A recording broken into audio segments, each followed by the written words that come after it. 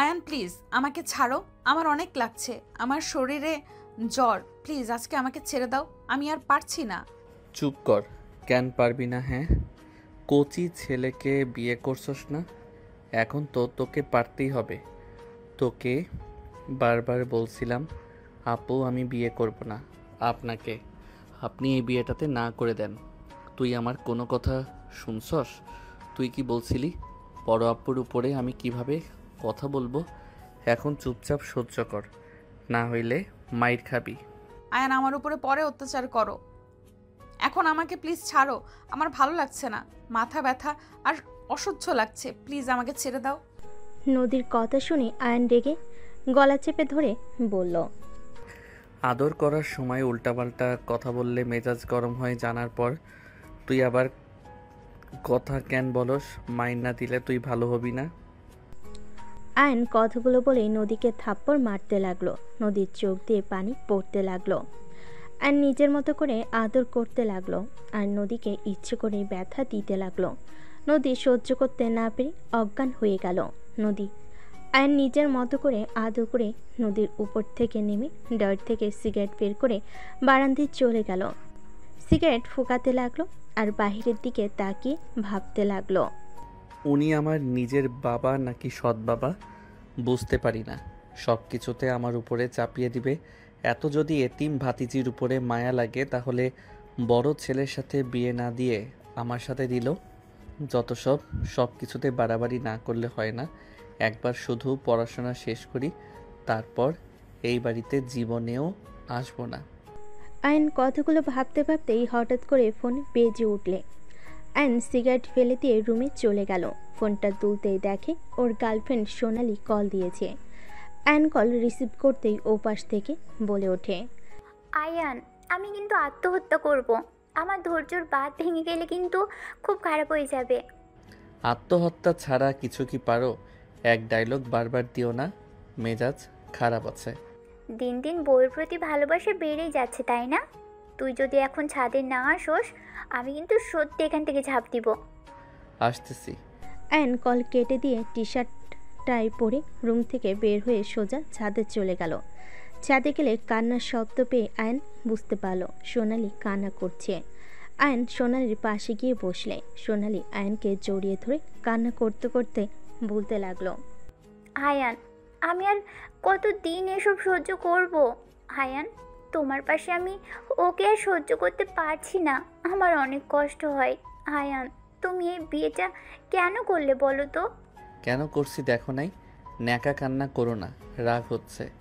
নিজেও তো ছিলে, বিয়ে আটকাতে পারো নাই, সেখানে আমাকে আবার জিজ্ঞেস করছো কেন করলে বিয়ে? তুমি দিন দিন পরিবর্তন হয়ে যাচ্ছ আয়ান, তুমি আর আগের মতো আমাকে ভালোবাসো না, তোমার কথাবার্তা চেঞ্জ হয়ে গেছে। সোনালি প্লিজ কান্না বন্ধ করো। আমি তো চেষ্টা করতেছি, অত্যাচার দেখি কতদিন সহ্য করতে পারে। ওই নিজেই আমাকে ডিভোর্স দিবে দেখো। আমি যদি ডিভোর্স দিতে চাই তাহলে আমাকে বের করে দিবে, আর বের করে দিলে কোথায় থাকবো?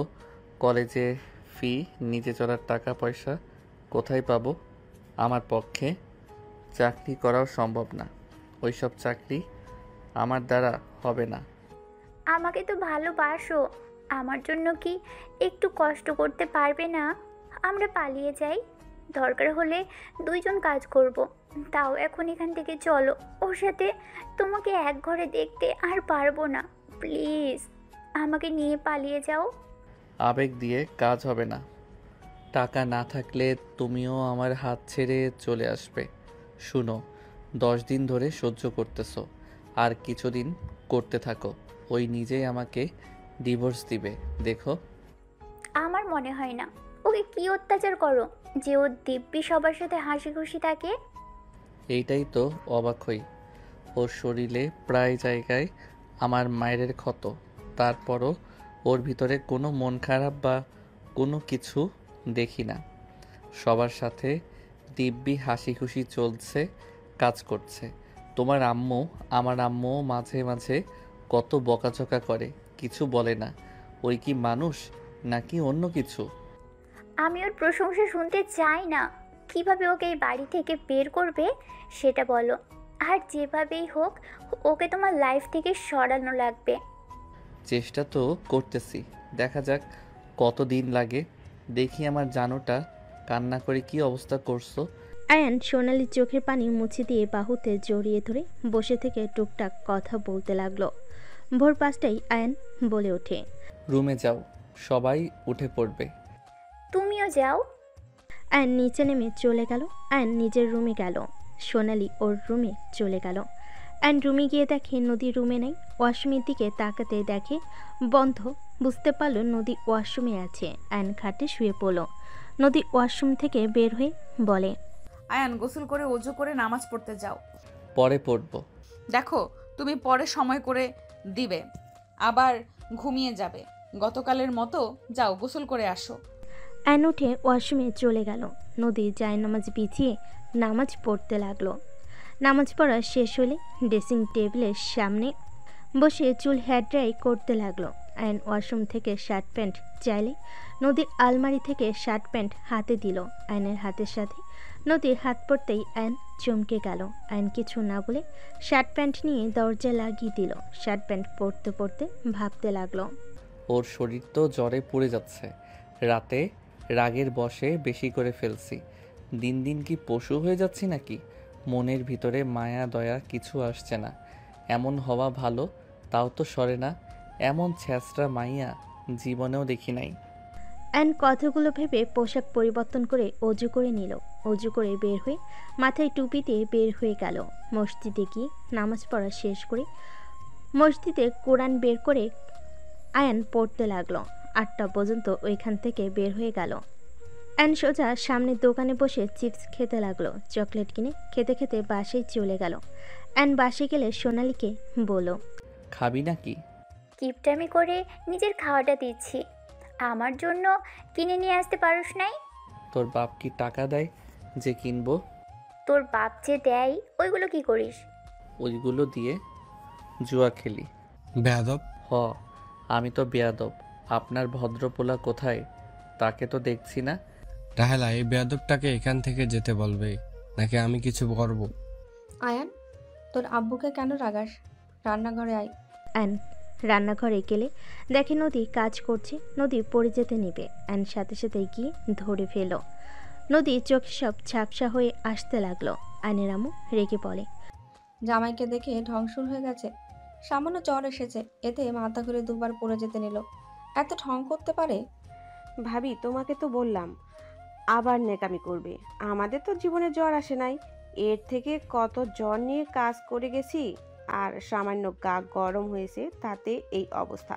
সব সময় নাটক করে। এই যা তো, তোর নাটক দেখতে মন চাচ্ছে না। নদী অনেক কষ্টে নিজেকে স্বাভাবিক করে নিয়ে বলল। আয়ান তোমার নুডলস ওই বাটিতে খেয়ে নাও। নদী কাজ করতে নিলে আর নিজের অজান্তে নদীকে কোলে তুলে নিল। সবাই অবাক হয়ে তাকালে নদী বলে, আয়ান কি করছো? ছাড়ো প্লিজ, রান্নাটা শেষ করতে হবে। বড় আব্বু ছোট আব্বু দোকানে যাবে তো। আয়নোর চকলেটটা নদীর মুখের মধ্যে দিয়ে নুডলসের বাটিটা ওর উপরে রেখে হাঁটতে লাগলো। আয়নের আম্মু বলতে লাগলো, আয়ান, লজ্জা শরম কি খেয়ে ফেলেছিস নাকি? নদীকে নামিয়ে দে বলছি। ওই আয়ান, কথা কানে যায় না? আয়নের চাচি আম্মু অনেক কিছু বলতে লাগলো। আয়নের আব্বু চাচু মনে মনে অনেক খুশি হলো। সোনালি রেখে গেল। নদী নামার চেষ্টা করতে লাগলো। আয়ন নদীকে নিয়ে সোজা রুমে চলে গেল। খাটে শুয়ে দিয়ে নদী উঠতে গিয়েও মাথা চড়ক দিল। নদী বলে ওঠে, আয়ান এখানে কেন নিয়ে আসলে? দেখো আমার শরীরে একদম শক্তি নাই। প্লিজ আমাকে এখন অন্তত ছেড়ে দাও। রাতে যত আদর করতে পারো করো, এখন আমাকে যেতে দাও।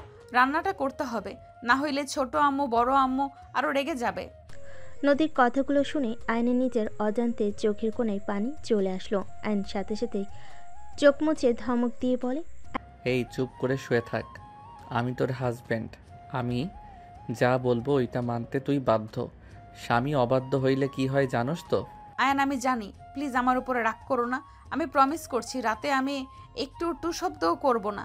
আমাকে এখন ছেড়ে দাও, আমার সাথে কিছু করো না। আয়ন নদীকে জোর করে শুইয়ে দিল। নদী ভয়ে কুকড়ে উঠল। আয়ন নদীকে অবাক করে দিয়ে নুডলসের বাটিটা হাতে নিয়ে নুডলস নদীর মুখের সামনে ধরল। নদী অবাক হয়ে বলে, কি করছো? এইটা তো তোমার, তুমি খাও, আমি নিচে যাই। হা কর। আয়ান তুমি খাও, সকালে তোমার ক্ষুধা সহ্য হয় না। তুমি খেয়ে নাও, আমি খাবো না, আমার অনেক কাজ আছে। আমাকে প্লিজ যেতে দাও। আমি খেতে বলছি খা, না হইলে তোর খবর আছে। খা বলছি। আয়ন জোর করে নদীকে নুডলস খাওয়াই দিতে লাগলো। নুডলস খাওয়া শেষ হলে আয়ন উঠে পড়লো। নদী বলতে লাগলো, আয়ান কি করলে তুমি? না খেয়ে থাকলে তোমার মাথা গরম হয়ে যাবে। তুমি আমাকে সব খাওয়াই দিলে, নিজে তো কিছুই খেলে না। আয়ন জ্বরে মেডিসিন নিয়ে এসে পানি গ্লাসে ঢেলে ওকে বলে। খেয়ে নে। আয়ন নদীকে মেডিসিন খাওয়াই দিলে নদী বলে, আয়ান এখন তো যেতে দাও আমাকে। এখন কিছুটা ভালো লাগছে। নিচে গিয়ে তোমার জন্য আরেকটা প্যাকেট রান্না করে নিয়ে আসি, তুমি বসো। আমি কিছু খাবো না, চিপস খেয়েছি। আর চুপচাপ শুয়ে থাক। শুয়ে থাকলে সবাই রেগে যাবে। আয়ান প্লিজ আমাকে যেতে দাও, তুমি বোঝার চেষ্টা করো।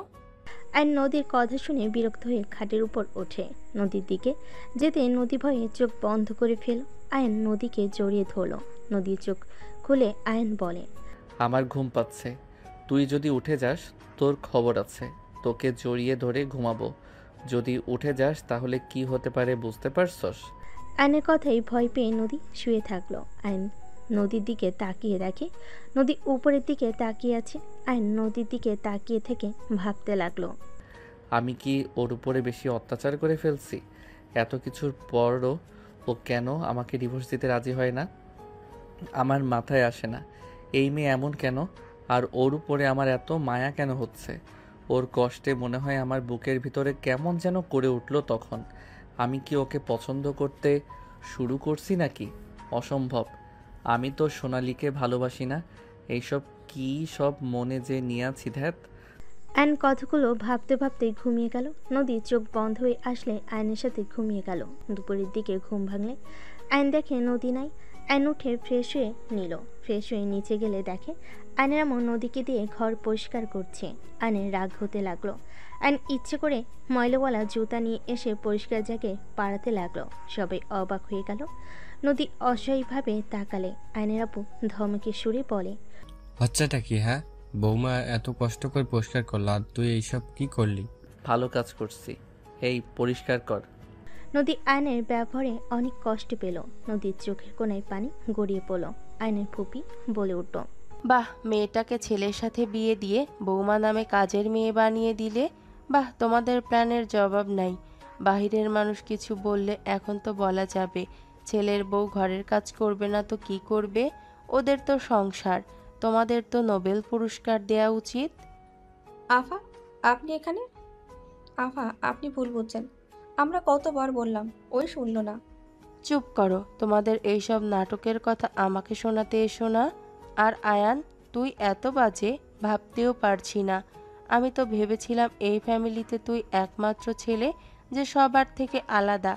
এখন তো দেখতে পারছি ওদের থেকেও জঘন্য আচরণ তোর বেশি। আয়ান, একটা কথা মাথায় রাখিস, স্ত্রী মৃত্যুর আগ পর্যন্ত তোর পাশে থাকবে। কেউ না থাকলেও স্ত্রী থাকবেই। তাকে সম্মান করতে শেখ।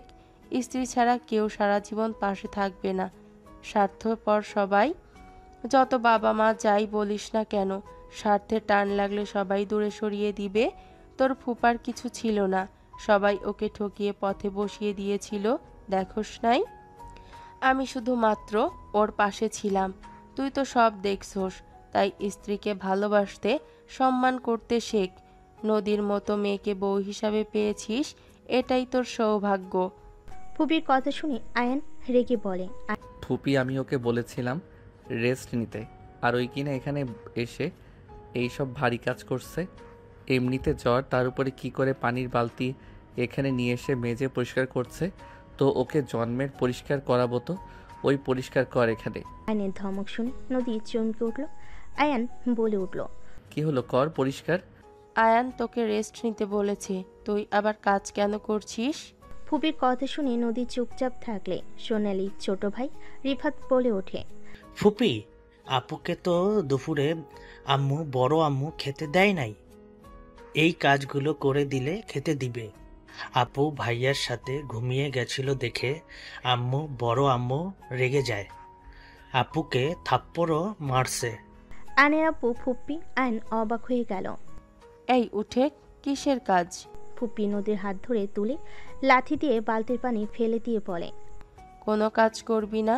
এই তোমরা করবে, এই বাড়ির বউ না? কাজ করো তাড়াতাড়ি, 10 মিনিটের ভেতরে কাজ শেষ যেন হয়।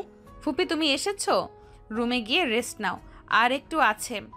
আম্মুদের উপরে রেগে যেও না, রিফাত ভুল বুঝছে। আবার ওদের হয়ে কথা বলস, চল বলছি। আয়নের ফুপি নদীকে টেনে নিয়ে গিয়ে টেবিলের সামনে বসে খাবার বেড়ে দিল। আয়নের আম্মু চাচি রাগে গজগজ করতে করতে কাজ করতে লাগলো। আয়ন নদীর দিকে তাকিয়ে চোখ সরিয়ে নিয়ে বের হয়ে গেল। সন্ধ্যের দিকে আয়ন বাসার ভিতরে আসলে সোনালি উপর থেকে ছাদে যাওয়ার জন্য ইশারা করে চলে গেল। আয়নের আম্মু বলে ওঠে, তোর বউকে এভাবে ছেড়ে না দিয়ে হাতের মুঠোয় রাখার চেষ্টা কর। যত ছেড়ে দিবি তত মাথায় উঠে বসবে। নবাব জাতি সে যে রুমে গেছে, বের হওয়ার নাম নেই। ভালো করছে, আমার সাথে জোর করে বিয়ে দাও আরো। তোর আব্বুর জন্য তো রাজি হইতে হয়েছে, আমি কি রাজি ছিলাম নাকি? আমার কাছে বকবক করবে না তো। আয়ন কথাগুলো বলে ছাদে চলে গেল। ছাদে গেলে সোনালি আয়নের কলার চেপে ধরে দেওয়ালের সাথে চেপে ধরে বলে, তুই আমার সাথে ভালোবাসার নাটক করছোস এতদিন ধরে, আমার মন নিয়ে খেলা করছোস।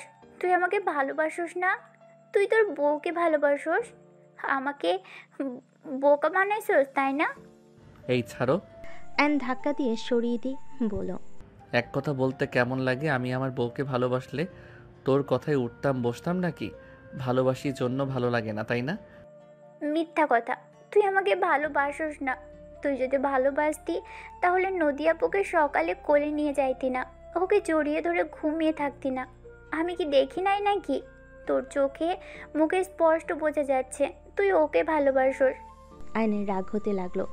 আয়ন নিজের রাগ কন্ট্রোল করে সোনালীকে জড়িয়ে ধরে বলতে লাগলো, জান শান্ত হও, দেখো আমি তোমাকে ভালোবাসি।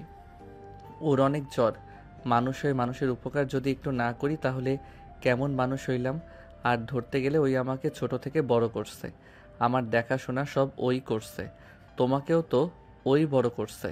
এই হিসাবে একটু সাহায্য করলে কি সমস্যা বলো? আমার ভালো লাগে না যখন তোমাকে আমি ওকে জড়িয়ে ধরে ঘুমোতে দেখে আমার মাথা খারাপ হয়ে যায়। আমার ইচ্ছে করছিল তোমাকে আমি খুন করে ফেলি। হায়ান, কেন বোঝো না আমি তোমাকে ভালোবাসি? কেন বোঝো না আমি তোমাকে অন্য কারোর সাথে সহ্য করতে পারছি না? আমাকে বলবে আমি কি করতে পারি? আমি কিচ্ছু জানি না, ওকে যত তাড়াতাড়ি পারো ছেড়ে দাও। আমি ওকে দেখতে চাই না তোমার পাশে। ঠিক আছে। আয়ন সোনালি কপালে চুমু দিয়ে বলে, জান থাকো, ফ্রেশ হয়ে পড়তে বসিগা, আগামীকাল থেকে কলেজে যেতে হবে। আমাকে নিয়ে যাও। ঠিক আছে। আয়ন সোনালীকে ছেড়ে দিয়ে নিচে চলে গেল। আয়ন রুমের দিকে যেতে যেতে ভাবতে লাগলো, উফ, কি যে ঝামেলা না। নদীর বাচ্চা, তোকে আমি রুম থেকে বের করব, অনেক সহ্য করছি। আয়ন রেগে রুমে গিয়ে দেখে নদী শুয়ে আছে। আয়ন রেগে নদীর হাত ধরে টেনে সোজা দরজা দিয়ে সোজা ধাক্কা মেরে রুম থেকে বের করে দিয়ে বলল, আর না, বাইরে থাক, আমার রুমে আসবি না। তুই একটা ছ্যাঁচড়া মহিলা, লজ্জা লাগে না তোর?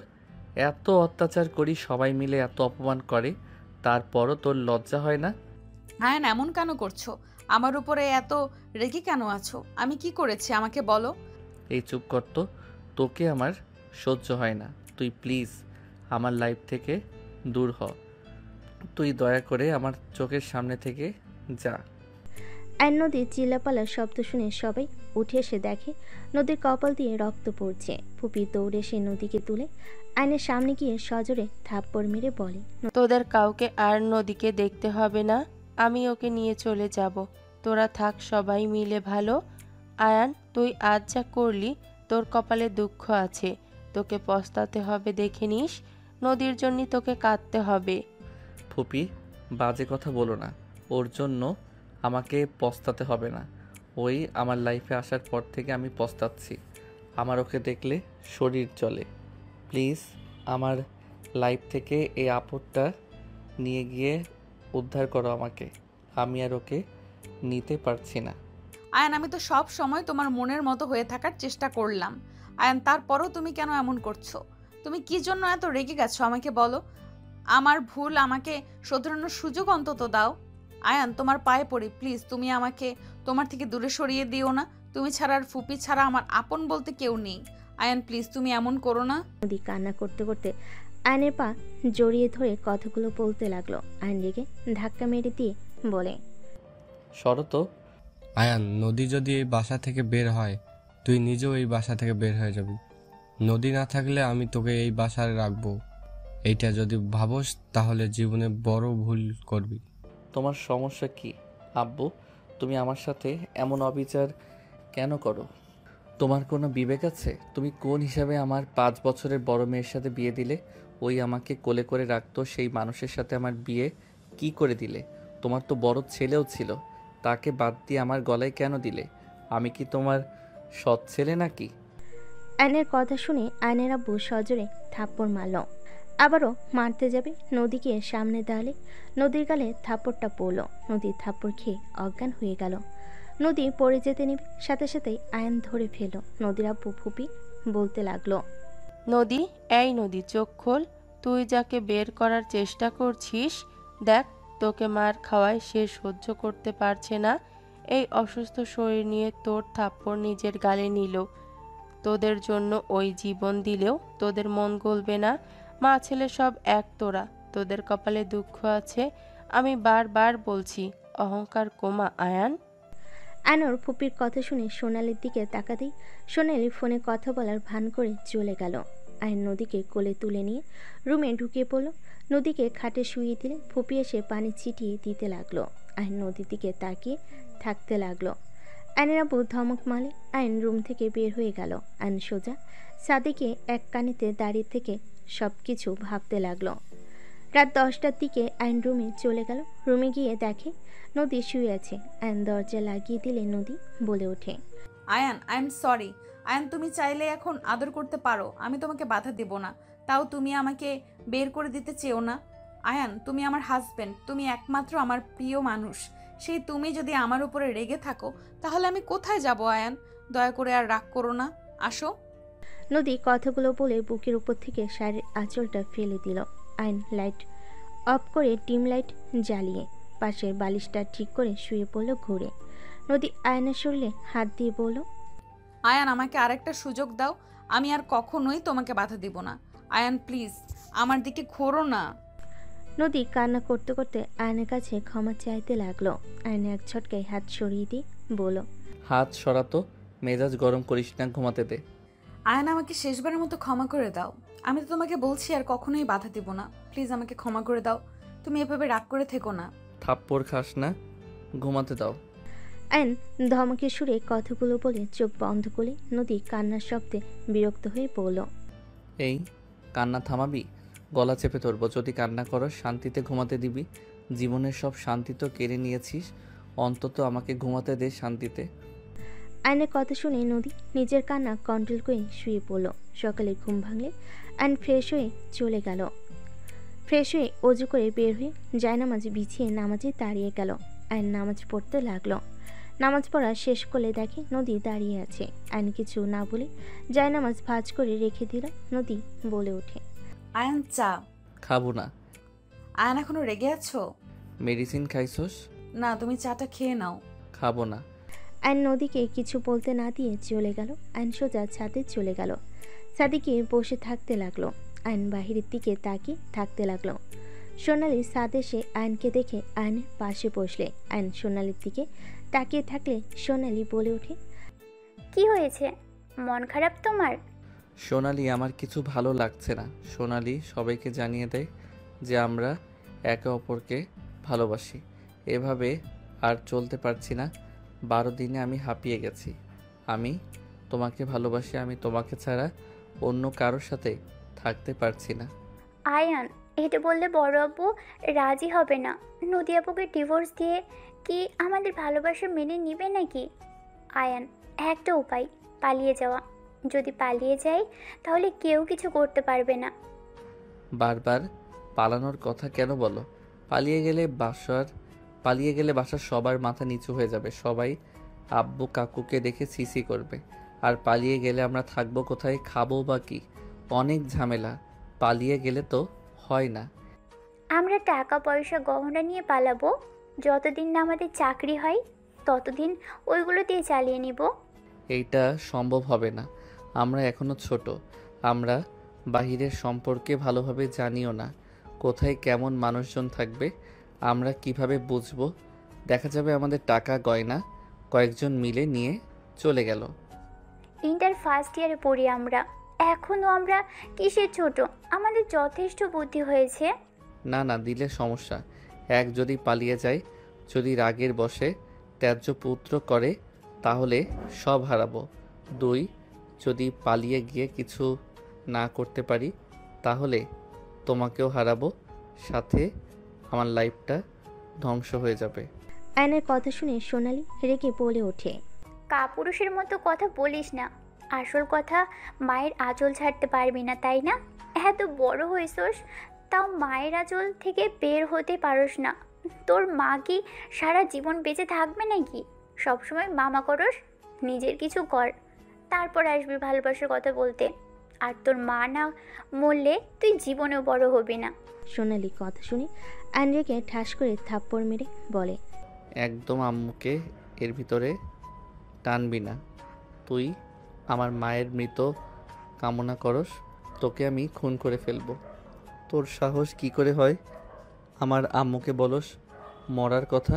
আয়ন রেগে সোনালির গলা চেপে ধরলে সোনালি আয়নের হাত ধরে বলতে লাগলো। আমার দম বন্ধ হয়ে আসছে আয়ান, আমার গলা ছাড় বলছি। ছাড়বো না। তুই আমার আম্মুর মৃত্যু কামনা করলি কেন? হঠাৎ করে নদী চলে আসলে নদী দৌড়ে এসে আয়নের হাত ধরে বলে। আয়ন কি করছো? ছাড়ো। ওকে, ছাড়বো না আমি। কি করছো? ওই ছাড়ো, মারা যাবে তো। নদী ধাক্কা দিয়ে আয়ন ছেড়ে দিলে সোনালি কাশতে লাগলো। সোনালির আগে আয়নকে থাপ্পড় মারতে লাগলো। থাপ্পড় মেরে চিল্লাইয়ে বলতে লাগলো। তুই একটা সাইকো, তুই আমার সাথে কথা বলবি না। Just I hate you Ayaan, just I hate you. I hate you too. তুই যা এখান থেকে। তোকেও আমি ঘৃণা করি। যে আমার প্রিয় মানুষকে অপছন্দ করবে, আমি তাকে মাথায় রাখবো। যদি ভেবে থাকোস জীবনে বড় ভুল করবি, তুই আমার চোখের সামনে থেকে যা। তোকে আমি দেখতে চাই না। আয়নের কথা শুনে সোনালি রেখে আয়নের বুকে দুহাত দিয়ে ধাক্কা মারে। আয়ন পড়ে যেতে নিবে, সাথে সাথে নদী আয়নের শার্ট ধরে ফেল, সোজা আয়নের উপর গিয়ে পড়ল। নদী আয়নকে বলতে লাগলো। তুমি ঠিক আছো? ওঠেক আমার উপর থেকে। আয়ন নদীকে ধাক্কা দিয়ে সরিয়ে দিয়ে শার্ট প্যান্ট ছেড়ে চলে গেল। নদী আয়নের চলে যাওয়ার দিকে তাকিয়ে থাকলো। আর নিচে গেলে আয়নের আম্মু বলে ওঠে। কিরে, তোর হাতে রক্ত কেন? কি হয়েছে? কিছু সরে গেছে একটু। আয়নর আম্মুর কাছে গিয়ে হুট করে জড়িয়ে ধরে সবাই অবাক হয়ে গেল। আয়নকে কিছু বলার আগেই আয়ন বের হয়ে গেল বাসা থেকে। আয়ন রাস্তা দিয়ে হাঁটছিল, হঠাৎ ওর বন্ধুর সাথে দেখা হলে রাকিব বলে ওঠে। ওই আয়ন কোথায় যাস রে? হাতে কি হয়েছে রে? কিছু না। তুই কোথাও যাচ্ছিস নাকি? চল দাওয়াত খেয়ে আসি। কোথায়? ফুপির বাসায় যাব। চল যাই, ফুপি খুশি হবে তোকে দেখলে। ওকে চল। আয়ন রাকিব একসাথে গাড়িতে উঠে যেতে লাগলো। সামনে ফার্মেসিতে গিয়ে হাত পরিষ্কার করে স্টিকার ব্যান্ডেজ লাগিয়ে চলে গেল। আয়ন রাকিবের সাথে ওর ফুপির বাসে গিয়ে সবার সাথে আড্ডা দিতে লাগলো। রাতে খাবার খেয়ে সবার সাথে আড্ডা দিয়ে দুজন সবার থেকে বিদায় নিয়ে বের হয়ে আসলো। রাকিব বলে ওঠে। কি ব্যাপার সোনালি, তো একবারও কল দিল না? কাহিনী কি? ওর সাথে কিছু হয়েছে নাকি?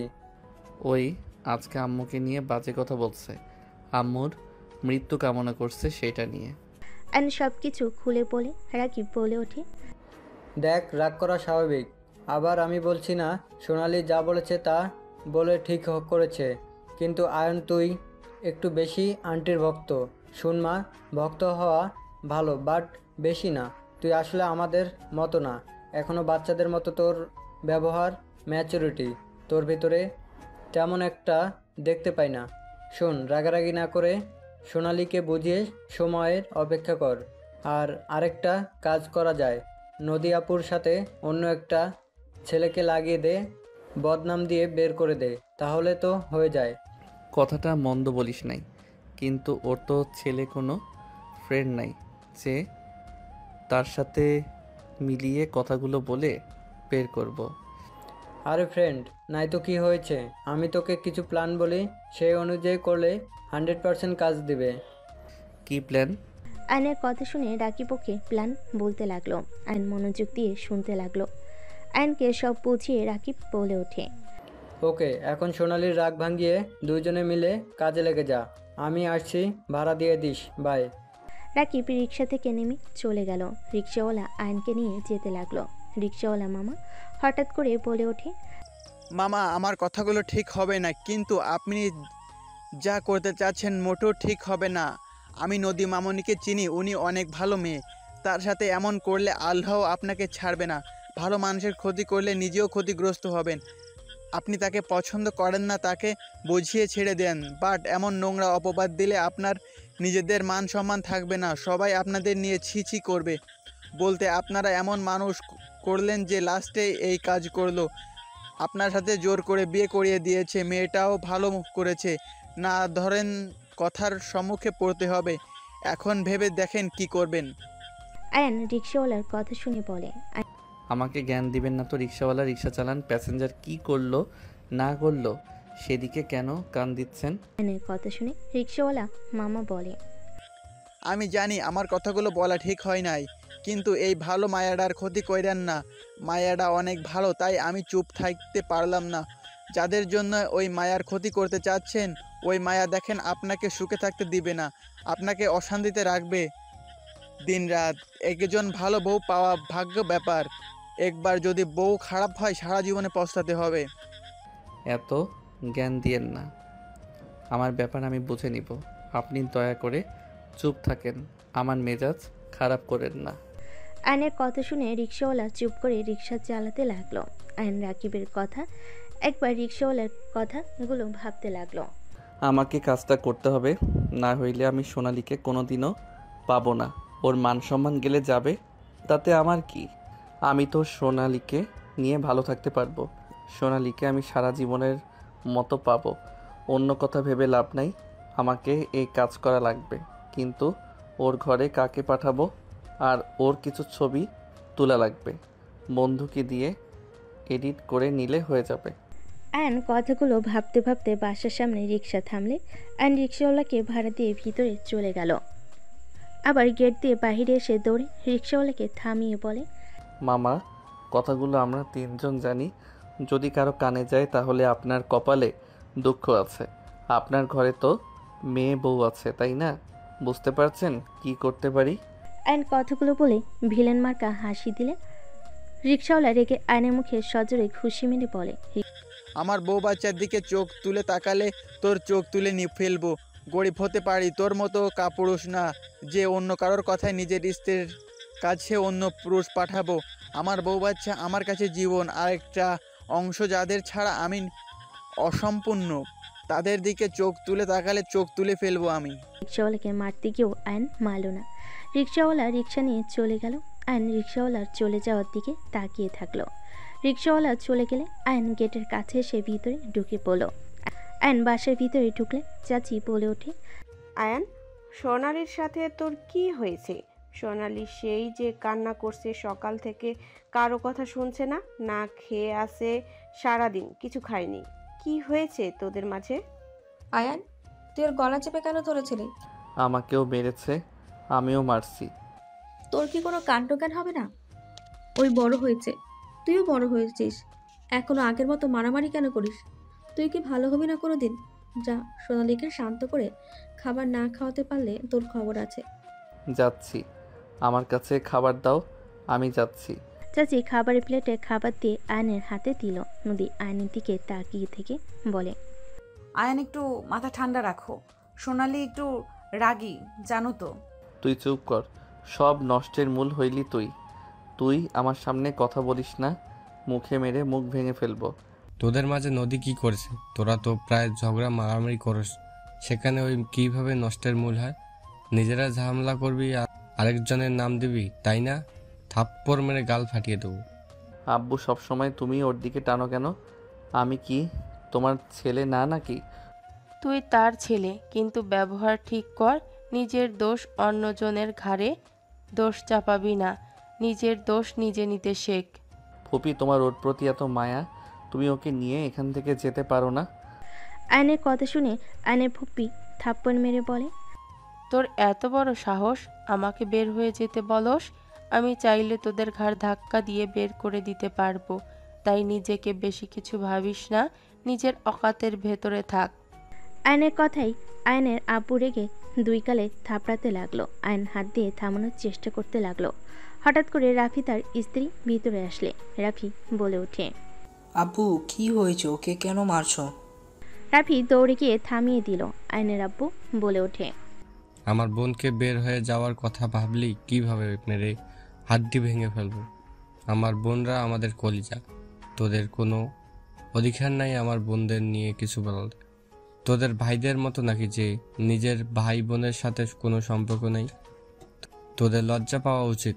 আমরা এই বয়সেও আমাদের ভাই বোনের ভিতরে কত মিল। বৌমা তুমি রুমে যাও, আমাকে তোমরা দুইজন ক্ষমা করে দিও। এই কুলাঙ্গার দুইটার সাথে আমি তোমাদের বিয়ে করিয়ে দিয়েছি। আমার ঘৃণা হয় ওদের ছেলে হিসাবে পরিচয় দিতে। এইসব কি বলছেন আব্বা? আমি তো নিজের ইচ্ছে ওকে বিয়ে করেছি, আপনি তো শুধু অনুমতি দিয়েছেন। এইখানে আপনার তো কোনো দোষ নাই। আব্বু শান্ত হন। নদী রূপা আয়নের আব্বুকে শান্ত করতে লাগলো। সোনালি সবার চিল্লাপালার শব্দে রুম থেকে বের হয়ে সিঁড়ির কাছে দাঁড়ালে এসব কাহিনী দেখে বিরক্ত হয়ে চলে গেল। রাফি আয়নকে বলল, এখান থেকে যা। আয়ন খাবার নিয়ে চলে গেল। সোনালি রুমের সামনে গেলে দেখে সোনালি বসে আছে নিচের দিকে তাকিয়ে থেকে। আয়ন আস্তে আস্তে সোনালির পাশে বসে পড়ে। সোনালি রেগে উঠে বলে, এখানে কেন এসছোস? বাহ, ভাতের সাথে বিষ মিশিয়ে নিয়ে এসছোস নাকি আমাকে মেরে ফেলার জন্য? জান, আই এম সরি। আমি নিজের রাগ কন্ট্রোল করতে পারি নাই। তুমি তো জানো আম্মুর বিষয়ে কেউ কিছু বললে আমার রাগ উঠে যায়। তুমি আম্মুকে নিয়ে এসব না বললে তো আমি রেগে যেতাম না। এই যা তো, তোর মায়ের কাছে আঁচল ধরে বসে থাকা। আয়ন সোনালির হাত ধরে টান দিয়ে খাটের উপর বসিয়ে দিয়ে বলো, জান রাগ করো না তো, তুমি একটু মাথা ঠান্ডা করে খাবারগুলো খেয়ে নাও। আমি তোমাকে একটা কথা বলবো, শুনলে তুমি খুশি হয়ে যাবে 100%। চুপ কর, তোর কোনো কথা আমি শুনতে চাই না। তোর কথা শোনা তো দূর, আমি তোর মুখও দেখতে চাই না। তুই আমার রুম থেকে বের হয়ে যা, না হলে আমি তোকে রেপ কেসে ফাঁসিয়ে দিব। আয়ন সোনালির কথা শুনে ফিক করে হেসে দিয়ে বলে, ওকে, যা ইচ্ছে করো। তুমি হাঁ করো আর কান টান খোলা রাখো। আমি তোমাকে যা বলবো তুমি খুশি যদি না হও তারপর বলো। আমি তোমার সামনে আসবো না। কি এমন কথা যে খুশি হয়ে যাব? আগে আমার হাত থেকে খাবারগুলো খাও, তাহলে বলবো। কথাটা বল, ঢং করিস না, রাগ হচ্ছে। আচ্ছা, আগে খাও তারপর বলবো। ওকে, দে। আয়ন সোনালিকে খাওয়াই দিতে লাগলো। সোনালি খাবার মুখে নিয়ে বলল, কি রে, কি করতে চাইলি বল তো? রাকিব আমাকে বুদ্ধি দিয়েছে। ওয়েট দেখি আশেপাশে কেউ আছে নাকি। আয়ন উঠে দরজা দিয়ে দেখতে লাগলো আশেপাশে কেউ আছে নাকি। সোনালি কাছে আবার এসে পাশে বসে বলল, নদীকে এই বাড়ি থেকে বের করার এক আইডিয়া রাকিব আমাকে দিয়েছে। যদি আমরা কাজটা ঠিক মতো করতে পারি তাহলে ওকে আব্বু আম্মু সবাই মিলে বের করে দিবে। আইডিয়াটা কি সেটা বলবি তো নাকি? মেজাজ গরম করিস না। একটা ছেলে খুঁজতে হবে যে ওর সাথে ফ্রেন্ডশিপ করবে। আস্তে আস্তে মিল হইলে ওই ছেলেটা সুযোগ বুঝে ওর রুমে যাবে বারান্দা দিয়ে। সব বুঝলাম, ও তোর রুমে থাকে, সেখানে তুই থাকতে পরপুরুষ আসলে কি যায় আসে? আরে যেই দিন ওই ছেলে আসবে সেদিন আমি বন্ধুদের সাথে ঘোরার কথা বলে রাতে আসবো না। ও আচ্ছা, বাট ছেলেটাকে খুঁজতে হবে, ভাড়া করব, তাহলে হবে। যদি একবার ধরা পড়ে দুইজনকে বাসা থেকে ঘাট ধাক্কা দিয়ে বের করে দিবে। আরে সাবধানে কাজ করা লাগবে আর ভয় পেলে চলবে না। এটা অনেক ভালো আইডিয়া। তাহলে ছেলে খুঁজতে হবে। আমাদের স্কুলে একটা ছেলে আছে, রাতুলকে দিয়ে কাজটা করালে কেমন হয়? রাতুল ওই কি করতে রাজি হবে? আমি বললে অবশ্যই রাজি হবে। এখন কথা হলো নদী আপু কি কথা বলবে? চেষ্টা করতে হবে। ওই তো প্রতিদিন বাজারে যায়, ভার্সিটিতেও যাই মাঝে মাঝে। ওই সময়গুলো কাজে লাগাতে হবে। এই সময়গুলো কাজে লাগাতে হবে। ওকে যান, এখন একটু হাসো না। এভাবে মুখ গম্ভীর করে রাখলে কি ভালো দেখা যায় কও? আমার এখানে তো খারাপ লাগে। অ্যান বুকে হাত দিয়ে কথাগুলো বলে। সোনালি জড়িয়ে ধরল। অ্যান হেসে দিয়ে কপালে চুমু দিয়ে বলে, আচ্ছা যান, আমি এখন আসছি। তুমি তাহলে রাতুলের সাথে কথা বলে নাও। ঠিক আছে। অ্যান প্লেট নিয়ে চলে গেল। সোনালি ভিলেন মার্কা একটা হাসি দিয়ে ফোনটা হাতে নিয়ে কল দিতে লাগলো। এদিকে আইন প্লেটটা নিচে যেতে নিবে, তখন নদী সামনে পড়ে নদী বলে, আমার কাছে দাও, আমি রেখে আসছি। লাগবে না তোর সাহায্য, যা এখান থেকে। অ্যান কথাগুলো বলে নিচে চলে গেল। নিচে গেলে রাফির বউ বলে ওঠে, ছোট ভাই আমার কাছে দাও। না ভাবি, আপনি রুমে গিয়ে রেস্ট নেন, জার্নি করে এসেছেন। তোমার সাথে আমার কথা আছে, আমার রুমে এসো তো। কি কথা ভাবি? রুমে এসো, তারপর বলবো।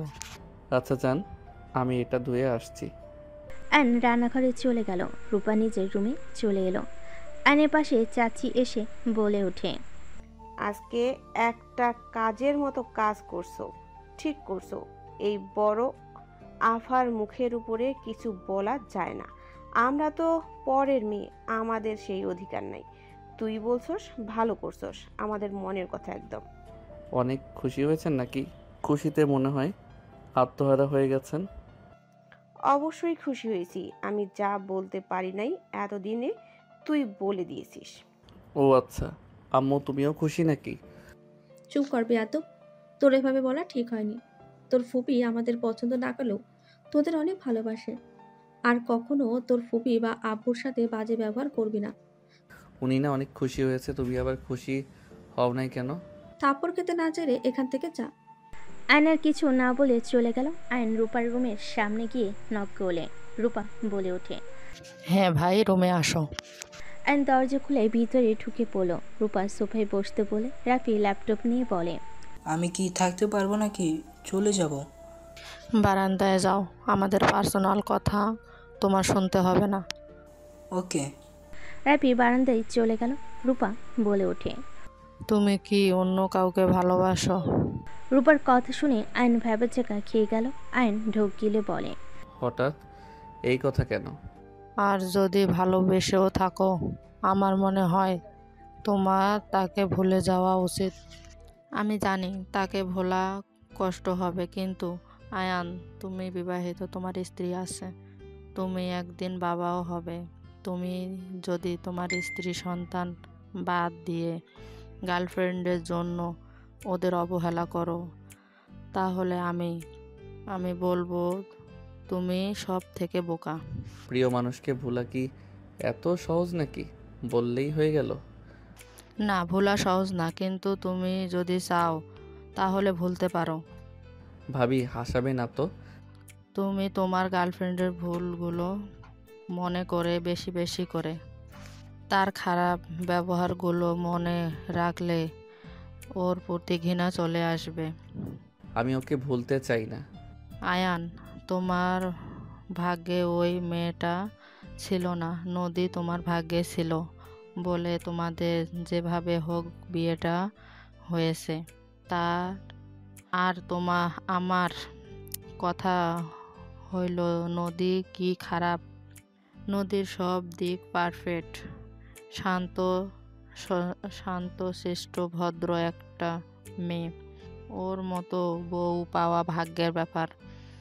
আর সব থেকে বড় কথা, তোমার ভাইয়ের চরিত্র কেমন, সেই কেমন মানুষ সবাই কিন্তু জানে। ওর গার্লফ্রেন্ড ওকে ছেড়ে চলে গেছে।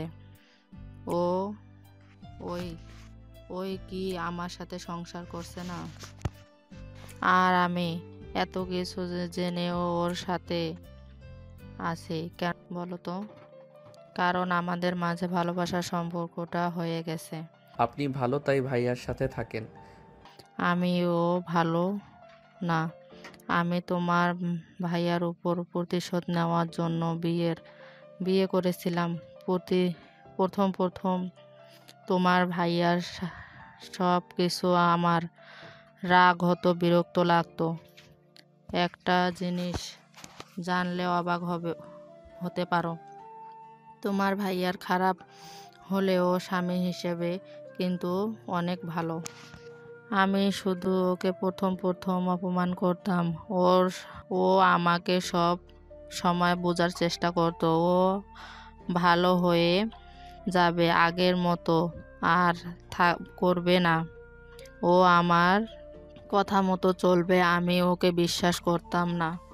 আস্তে আস্তে তোমার ভাইয়ের প্রতি ভালোবাসা, আসলে আমি ওকে ভালোবাসা দিয়ে আমার মনের মতো গড়ে নিয়েছি। এখন তো দেখো আমার প্রতি তোমার ভাইয়ার কত কেয়ারিং। ভাইয়ার মতো আমি অত পাল্টি খাইতে পারি না। আমি যাকে ভালোবাসি তাকে ভালোবাসবো, অন্য কাউকে না। যে তোমার কপালে নেই তাকে নিয়ে ভেবে কোনো লাভ আছে? তুমি তো নদীকে ঠকাচ্ছ। তোমার কোনো অধিকার নেই নদীর হক নষ্ট করবার। তোমার কোনো অধিকার নেই। তুমি ওর হাজবেন্ড। নদীর সম্পূর্ণ অধিকার আছে তোমার উপরে, অধিকার খাটানোর, তোমার ভালোবাসা পাওয়ার। তুমি ওকে জায়গা না দিয়ে অন্য কাউকে জায়গা দিয়ে বসে থাকবে, এটা হয় না। তো কি করব? আমার ভালোবাসা মানুষকে ছাড়া আমি বাঁচতে পারবো না। এটা একটা ভুল কথা আয়ান। কারো জন্য কারো জীবন থেমে থাকে না, আর তুমি বাঁচবে না। আমার বয়ফ্রেন্ড আমাকে এই কথা বলেছিল। সে কিন্তু মারা যায় নাই। তার একটা মেয়ে আছে 2 বছর। তাহলে এখন নিজেই ভেবে দেখো, এইসব কথার কোনো অর্থ আছে? সব ভিত্তিহীন। এইসব মিথ্যা কথা বুঝতে পারছো? তুমি নদীকে সময় দাও, ওর সাথে ভালো সময় কাটাও। আমার বিশ্বাস তুমি ওকে ভালোবাসতে বাধ্য হবে। তোমার সাথে বিয়ে না হলে নদীকে আমার ভাইয়ের বউ বানাতাম। তোমার ভাগ্যে ছিল বলে করতে পারলাম না। এইটাই করেন, আমি ডিভোর্স দিয়ে দেই। আপনি আপনার ভাইয়ের সাথে বিয়ে দিয়ে দেন। আয়ান, কি ধরনের কথা বলছো? ডিভোর্স দিবে মানে? দেখো, বাড়াবাড়ি করা ঠিক না। তুমি ওর সাথে আরো কিছুদিন সময় কাটাও। আর একটা কথা মনে রেখো, এমন কিছু করো না ফ্যামিলির মান সম্মান নষ্ট হয়। তোমাকে সবাই ভালোবাসে, তুমি এমন কিছু করো না, সবার মন ভেঙে যায়। ভাবি, সবার কথা ভেবে তো আর আমার লাইফ আমি নষ্ট করতে পারি না। আমার পক্ষে সম্ভব না নদীর সাথে সম্পর্ক রাখা। আমি ওকে বড় বোনের মতো দেখছি, হুট করে বউ হয়ে গেল। ব্যাপারটা কতটা জঘন্য হইল। কাজিন হয় তোমার, মায়ের পেটের বোন না যে। ব্যাপারটা কেমন হয়ে গেল? তোমাকে যা বলি শোনো, 1 মাস নদীর সাথে হাজবেন্ডের মতো ব্যবহার করো, আর তারপর যদি কোনো না ভালোবাসা লাগে না, তাহলে নিজের মতো চলো। যাই হোক, এত কথা বলে লাভ নাই। আমি রুমে গেলাম। আর হ্যাঁ, প্লিজ কাউকে বলেন না যেন আমি অন্য কাউকে ভালোবাসি। ওকে বলো না কাউকে। আর তুমি কাকে ভালোবাসো তার নামও বলো না। সময় হইলে জানাবো, এখন কিছু বলতে চাই না। থাকেন, আমি আসছি। রূপার ওইখান থেকে বের হয়ে সোজা রুমে চলে গেল। রুমে গেলে দেখে নদী শুয়ে আছে। এক সাইডে গিয়ে শুয়ে থেকে ভাবতে লাগলো, আসলে কাজটা করা কি ঠিক হবে? ওর নামে কলঙ্ক দেওয়া কি ঠিক হবে? ধুর, এত ভেবে কি লাভ? আমার প্রিয় মানুষকে পাইলেই হলো। নদী আয়নকে ভাবতে দেখে নদী আয়নের কাছে গিয়ে বুকে মাথা দিয়ে জড়িয়ে ধরে। আয়ন ভাবনার জগৎ থেকে বের হয়ে ধাক্কা দিয়ে সরিয়ে দিয়ে বলে, কি করছিস? আমাকে হুটহাট করে জড়িয়ে ধরবি না তো? আয়ান, তুমি আমার উপরে সবসময় রেগে কেন থাকো? আমি তোমার কি ক্ষতি করেছি বলো তো? তোকে আমার সহ্য হয় না। কেন সহ্য হয় না? তুমি তো আগে আমাকে অনেক ভালোবাসতে, আমার জন্য কত কিছু করতে। যখন স্কুল থেকে আসতে আমার জন্য চুরি করে কিছু না কিছু নিয়ে আসতে, আমার জন্য সবার আগে ঝামেলা করতে। আর আজ তুমি নিজেই আমাকে অবহেলা কেন করো? তখন বোন ছিলেন, এখন বউ। আপনাকে আমি বউ হিসেবে চাই না। আপনাকে আমার বিরক্ত লাগে। তুমি আমাকে আপনি বলছো কেন? আর আমি তো তোমাকে বলছি না আমাকে স্ত্রী হিসেবে মেনে নাও। আমার সাথে তো বন্ধুর মতো আচরণও করতে পারো। চুপ কর তো, ঘুমাবো।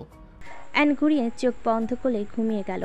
সকালে ঘুম ভাঙলে দেখে নদী ভার্সিটিতে যাওয়ার জন্য রেডি হচ্ছে। অ্যান কিছু না বলে ফ্রেশ হতে চলে গেল। ফ্রেশ হয়ে এসে দেখে সোনালি বসে আছে। অ্যানকে দেখে বলল, তাড়াতাড়ি চল, ওই না ভার্সিটিতে গেল।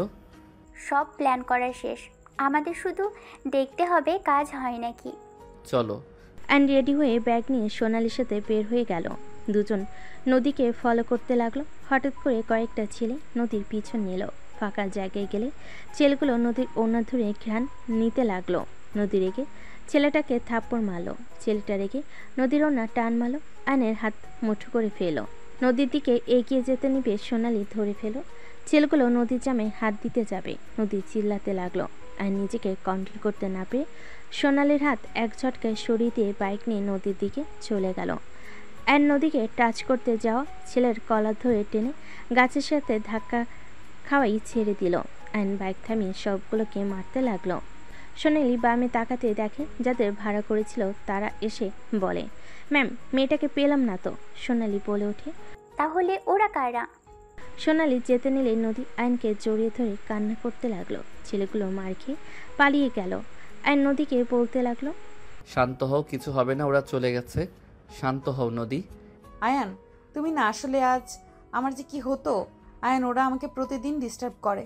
ওদের জন্য আমি ভার্সিটিতে যেতে ভয় পেতাম। ওরা অনেক খারাপ আয়ান।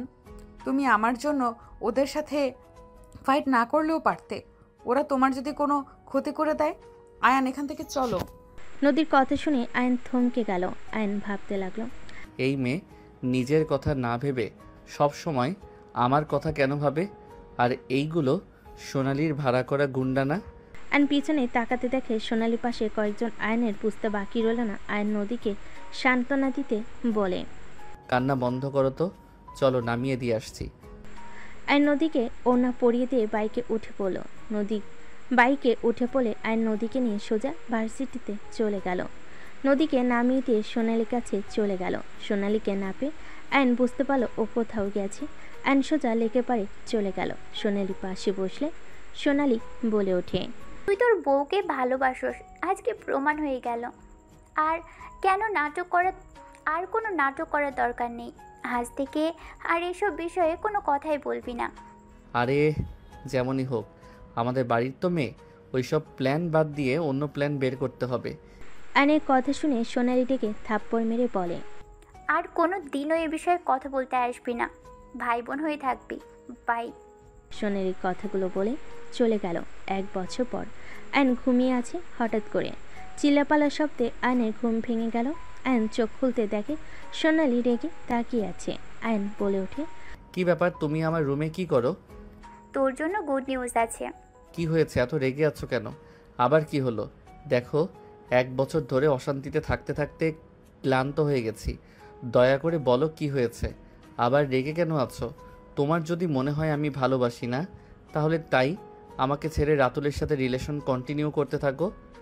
এখন তো এই কথা বলবি, কারণ তুই তো বাপ হতে চলেছিস। এখন বউ বাচ্চা নিয়ে সুখে সংসার করবি। এখন তো আমাকে দরকার নেই। মানে? বাবা হতে চলেছি মানে? আহারে শোনা আমার, ভাজা মাছটা উল্টে কেটে জানে না। এই দেখ এটা। সোনালি ডেকে আয়নের মুখে কাগজ ছুঁড়ে মালে। আয়ন কাগজটা দেখে চমকে গেল। নিজের অজান্তেই আয়নের ভিতরে খুশির অনুভূতি হতে লাগলো। সোনালি বলে ওঠে, তোর বউকে নিয়ে হসপিটালে গিয়েছিলাম, তারা আমাকে এই রিপোর্ট দিয়েছে।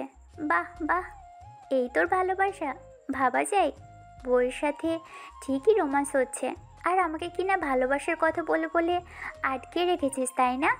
একসাথে কয়টাকে খাওয়ার ইচ্ছে? হ্যাঁ, আমার বউকে আমি টাচ করব এইটাই স্বাভাবিক। আর তুই যে আমাকে কি ভালোবাসস সেইটা আমার জানা হয়ে গেছে।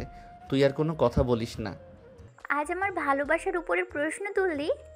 তুই যে আমার সাথে ভালোবাসার নাটক করে রাতুলের সাথে হোটেলে গেছিলি, এটা কি আমি জানি না? তোকে ভালোবাসির জন্য অনেক কিছু বলি নাই। তুই কি করস না করস সব আমি জানি। তাই তুই বেশি কথা বলিস না। যা বলেছি বেশ করেছি। তুই মজা নিবি আর আমি নিব না কেন? আমিও ইউজ হয়েছি, তুইও সমান সমান। তোর মনটা কতটা জঘন্য তুই নিজেও জানোস না। তুই ভালো করছস, তুই যা তোর ইউজ করার মানুষের কাছে। আমার উপরে চিল্লাতে আসবি না। অ্যান কথাটা বলে উঠে পড়ল। নদী রুমে চলে আসলো। অ্যান ওয়াশরুমে চলে গেল। সোনালি ডেকে গজগজ করতে করতে চলে গেল। অ্যান ফ্রেশ হয়ে ওয়াশরুম থেকে বের হলে আয়ন নদীর দিকে তাকাতে নদী বলে ওঠে, আয়ান, তোমাকে কিছু কথা বলার ছিল। সোনালি তো মনে হয় তোমাকে জানিয়েছে, তাই না? হুম। তুমি খুশি হও নাই? আমার সন্তানের কিছু হইলে তোর কপালে দুঃখ আছে। ভারী কাজ বা যেগুলোতে রিস্ক আছে ওইগুলো করবি না। ডাক্তার যা যা বলবে সেইটাই শুনবি। আমার সন্তানের যেন কোনো ক্ষতি না হয়। কাজ না করলে কাজ কে করবে? দরকার হইলে আমি করে দিব। আয়নের কথা শুনে নদীর চোখ বড় বড় হয়ে গেল। আয়ন নদীর পাশে বসে নদীর পেটের কাছ থেকে শাড়ি ছড়িয়ে ঠোঁটের স্পর্শ দিলে নদী কেঁপে উঠল। আয়ন পেটের দিকে তাকিয়ে বলতে লাগলো, মাই ডিয়ার আব্বু নাকি আম্মু জানি না, শুনছেন আপনার অপেক্ষায় থাকলাম।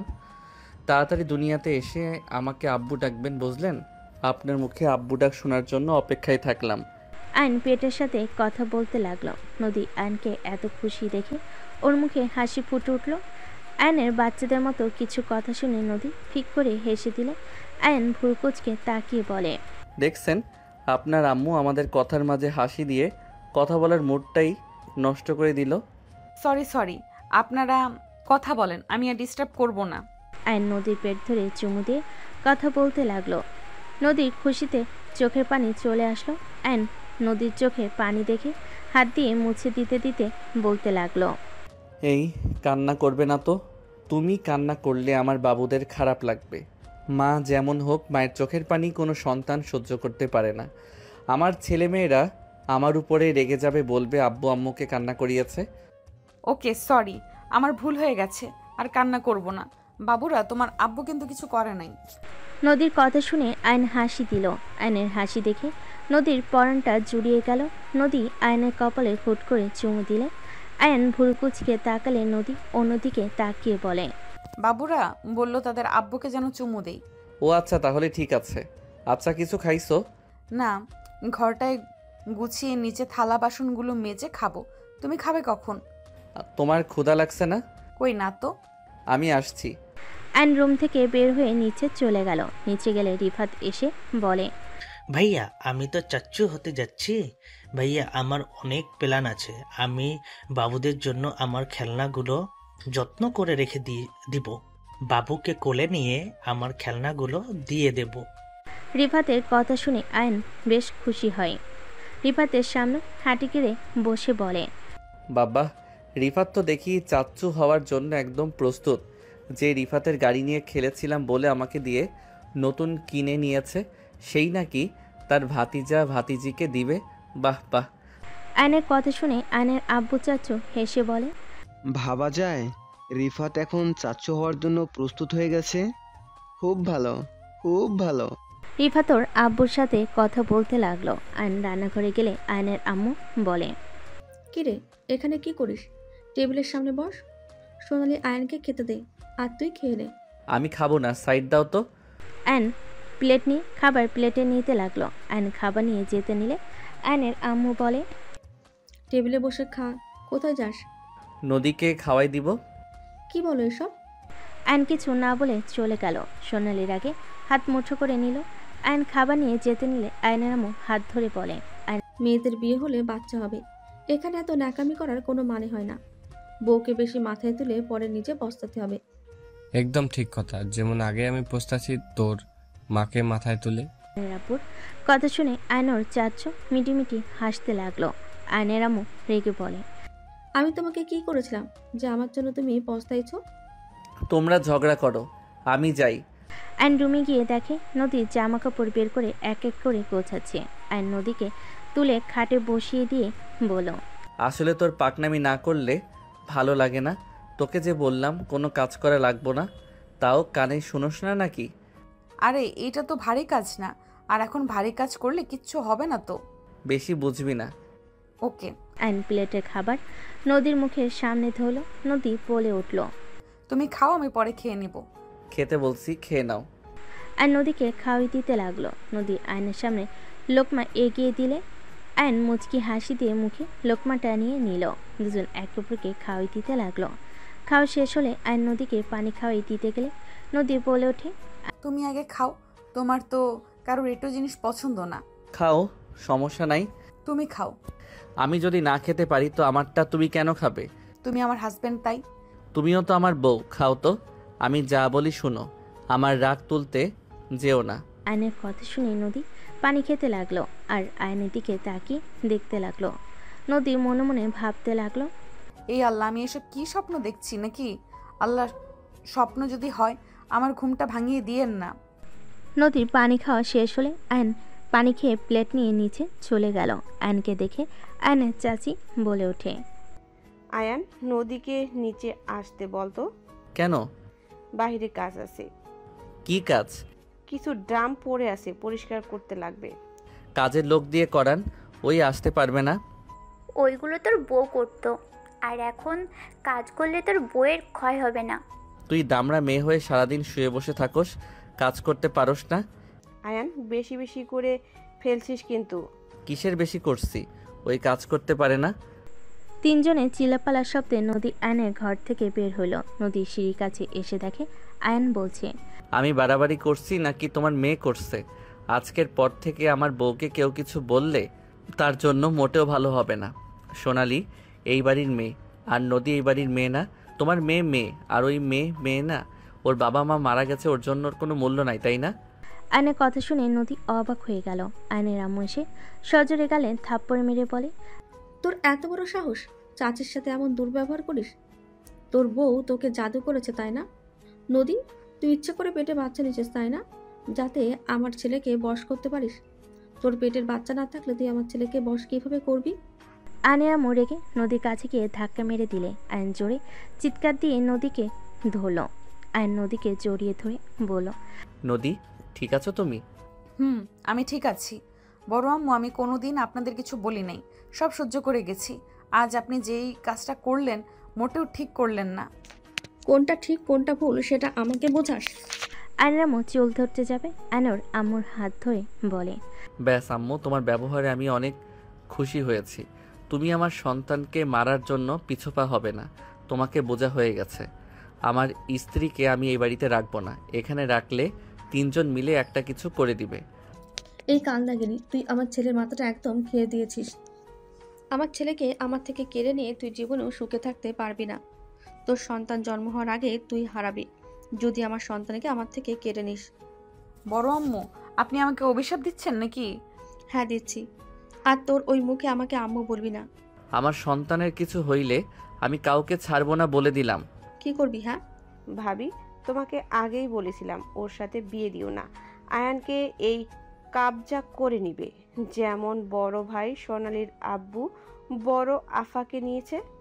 নদী, তুই আমার ছেলের মগজ খাওয়া বন্ধ কর, তোর কোনোদিনও ভালো হবে না। আম্মু, তুমি কিন্তু অতিরিক্ত করে ফেলছো। নদী, চলো। আর নদীকে নিয়ে যেতে লাগলো। আয়নের বুকের ভিতরে কষ্ট অনুভব হতে লাগলো।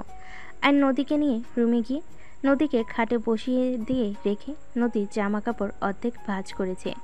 নদী কান্না করতে লাগলো। আয়ন বাকি কাপড়গুলো ভাঁজ করতে বসলো। আয়ন মনে মনে ভাবতে লাগলো, আম্মু কিভাবে পারলো নদীকে এভাবে ধাক্কা দিতে? আম্মু কিভাবে অভিশাপ দিতে পারলো? নদীর উপরে রাগ আমার সন্তান তো এই দুনিয়াতে আসলোই না, তার আগে তাকে শত্রু বানিয়ে ফেললো, তার ক্ষতি করার চিন্তা করছে। আয়ন কথাগুলো ভাবতে ভাবতে চোখের পানি গড়িয়ে পড়তে লাগলো। নদী আয়নের পাশে বসে আয়নের চোখের পানিগুলো হাত দিয়ে মুছতেই আয়ন ভাবনার জগৎ থেকে বের হয়ে তাড়াতাড়ি করে মুছে ফেল। আয়ন হাসি মুখে বলল, তুমি এখানে বসলে কেন? বড় আম্মুর ব্যবহারে তুমি কষ্ট পাইছো, তাই না? তুমি কষ্ট পাও না বড় আম্মু, ওইটা তো খারাপ না। তুমি আমার সাথে বেশি ভালো ব্যবহার করছো, আমার জন্য তুমি প্রতিবাদ করছো, এর জন্য বড় আম্মু সহ্য করতে পারে নাই। বড় আম্মু ভেবেছে আমি তোমাকে তার কাছ থেকে কেড়ে নিচ্ছি। আম্মু এমনটা কিভাবে করতে পারলো? আমার মন এটা মানতে চাচ্ছে না। আম্মু আমার সন্তানকে দুনিয়াতে আসার আগেই শেষ করে দিতে চাইলো। রাগের মাথায় এমন করছে, মাথা ঠান্ডা হলে নিজের ভুল বুঝতে পারবে। রাখো তো, তোমার মতো সব কিছু ভুলে যাওয়ার মতো আমার মস্তিষ্ক না। আম্মু আমার সুখ সহ্য করতে পারছে না, আমি বুঝে গেছি। আয়ান, এটা ভুল কথা। বড় আম্মু তোমাকে অসম্ভব ভালোবাসে, উনি রেগে গেলে মাথা ঠিক থাকে না। উনি আমার ক্ষতি করার জন্য ধাক্কা দিয়েছে। ওনার হয়তো খেয়াল নেই এটা আমার আর তোমার সন্তান। ওনার মাথায় শুধু আমার সন্তান মনে করে ঘুরপাক খাচ্ছে, তাই এমন করছে। নদী চুপ থাকো, মেজাজ খারাপ করো না, আমি কারোর সম্পর্কে কিছু শুনতে চাই না। আয়ন ভাঁজ করা শেষ করে আলমারিতে রাখতে লাগলো। নদী আয়নের কাজে সাহায্য করতে লাগলো। কাজ শেষ হলে নদী বিছানার চাদর তুলে আয়ন চাদরটা ঝেড়ে পাড়তে লাগলো। নদী হেল্প করতে লাগলো। বালের সব ঠিক করে আয়ন ঝাড়ু দিয়ে মেজে ঝাড়ু দিতে গেলে নদী হাসি থামিয়ে থাকতে পারলো না। নদী হাসলে আয়ন ভুরুকুচকে তাকলে নদী বলে ওঠে, দাও আমি ঝাড়ু দেই। তোমার ঝাড়ুতে এই রুমের সব কিছু ভাঙবে। এইভাবে কেউ ঝাড়ু দেয়? আমি পারি না নাকি? অনেক ভালো পারো, কিন্তু আমাকে দাও। নদী আয়নের হাত থেকে ঝাড়ু নিয়ে ঝাড়ু দিতে লাগলো। আয়ন ভুরুকুচকে দেখতে লাগলো। ঝাড়ু দেওয়া শেষ হলে হঠাৎ করে সোনালি চলে আসলো। আপু, তোর কি লজ্জার শরম বলতে কিছু নেই? বড় আম্মু ওইখানে অসুস্থ হয়ে গেছে, আর জামাই নিয়ে ঘরে উঠে আসোস? জামাই কি আর কারণ নেই নাকি? জাস্ট শাট আপ সোনালি, মুখ সামলিয়ে কথা বলো। বড় আম্মু অসুস্থ হয়ে গেছে। আয়ন চলো নিচে যাই। আমি কোথাও যাব না। নদী কিছু না বলে চলে যেতে নিলে নদীর হাত ধরে বলে, কোথাও যাওয়া লাগবে না, কাকি সোনালি আরও বাকিরা আছে দেখে নিবে। তুমি গেলে আবার কি না কি করে ফেলবে। আয়ান হাত ছাড়ো। চুপ করে বসে থাকো। বইয়ের গোলাম হয়ে গেছো নাকি? বইয়ের প্রতি এত ভালোবাসা উতলে উতলে পড়ছে হঠাৎ করে? আগে তো দেখতে পেতাম না। বুঝতে পারি নাই দেখে বউকে সবার সামনে অপমান করছি, অত্যাচার করছি, আর এক বেহায়ার প্রেমে পড়ে জীবনটা শেষ। আয়ান, এখান থেকে ভাগ। আয়ান বলে চিল্লাবি না। আয়ান হাত ছাড়ো, নিচে গিয়ে দেখি কি হয়েছে। যেতে হবে না। নদীর হাত আয়ন ধরে বলে। আয়ন সোনালীকে বের করে দিয়ে মুখের উপর দরজা লাগিয়ে দিয়ে নদীকে খাটে শুয়ে দিয়ে হাত পা তুলে দিয়ে শক্ত করে ধরে থাকতে লাগলো। নদী ছোটার চেষ্টা করতে লাগলো। আয়ন আরও শক্ত করে ধরে থাকলো। আয়ন ধমকে সুরে বলে ওঠে, কি সমস্যা, এত নাড়াচাড়া কেন করছো? আয়ন তুমি সন্তান হয়ে কিভাবে মায়ের অসুস্থতার কথা শুনে এভাবে চুপ থাকতে পারো? আয়ন তুমি কি পাগল হয়ে যাচ্ছ নাকি? হ্যাঁ, আমি পাগল হয়ে যাচ্ছি। আমার চোখের সামনে ওই দৃশ্যগুলো ঘুরপাক খাচ্ছে। আম্মু কিভাবে এমন কাজ করতে পারলো? আমার সন্তানকে নষ্ট করার জন্য তোমাকে ধাক্কা মেরে ফেলে দিতে নিল? কিভাবে করতে পারলো উনি তো দাদিমা হইতে যাচ্ছে। উনি কি একদম খুশি না? বলছি উনি রাগের মাথায় এমন করছে, তারপরেও এক কথা কেন বারবার বলছো? ওকে তুমি যাও না, আমাকে না যেতে দাও। আমি গেলে কি সমস্যা তোমার? হ্যাঁ। নদীর কথা শুনে ভুরকুচকে তাকিয়ে বলে ওঠে, ম্যাম, আপনি কোহানকার ডাক্তার? অসুস্থ হয়েছে ডাক্তার ডাকার মানুষ আছে, তারা ডেকে নিবে। ডাক্তার এসে দেখে যাবে। আর ওনার পাশে থাকার অনেক মানুষ আছে, আমরা না গেলেও চলবে। আচ্ছা নিজের মন থেকে বলো তো, অসুস্থতার কথা শুনে তোমার মন কি ভালো আছে? হ্যাঁ, খারাপ লাগছে, মন চাচ্ছে গিয়ে দেখে আসি কি হয়েছে। কিন্তু গেলে এক গাদা কথা শোনাবে, এমন এমন কথা বলবে যে আমার মাথায় রাগ উঠে যাবে। আম্মু অনেক কিছু শুনিয়ে দিব, আরও অসুস্থ হয়ে যাবে। তার থেকে ওইখানে না যাওয়া ভালো। তো আমাকে তো যেতে দাও। আমাকে বললে বলবে, আমি তো আর কিছু বলবো না, তাই না? তুমি যাও না। আমি চাই না আমার বউ ওইখানে গিয়ে অপমানিত হোক। তুমি তো আমাকে পছন্দ করো না। বাবু হয়ে গেলে আমাকে আর সহ্য করতে পারবে না। সেখানে এত কেয়ার করে মায়া বাড়িয়ে দিয়েন না আয়ান। যেমন আছি এটাই আলহামদুলিল্লাহ। মায়া বাড়িয়ে দিয়ে ছেড়ে দিলে যে কতটা কষ্টের, সেটা শুধুমাত্র সেই মানুষটাই জানে। নদীর কথা শুনে আয়ন নদীকে ছেড়ে দিল। নদী চুপচাপ শুয়ে থেকে বলে ওঠে, আমি জানতাম তুমি আমাকে ভালোবাসো না, আর কোনো দিন আমাকে ভালোবাসবেও না। শোনো, শুধু শুধু আমার জন্য ঝগড়া করো না। তুমি আমাকে ভালোবাসো না আয়ান, তাই আমার জন্য নিজেদের মাঝে ঝামেলা বাঁধানোর কোনো মানে হয় না। সবার সাথে আগের মতো চলো।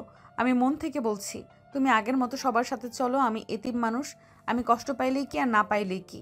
এতিমদের কারো কথায় কষ্ট পেতে নেই। আমার মতো মেয়েকে যে তোমরা থাকতে দিয়েছো, খেতে পড়তে দিয়েছো, এটাই আমার জন্য যথেষ্ট। এর বেশি সুখ আমার সহ্য হবে না। নদী এক নাগারে কথাগুলো বলে চোখের কোণে পানি গড়িয়ে পড়তেই মুছে ফেলে চলে গেল।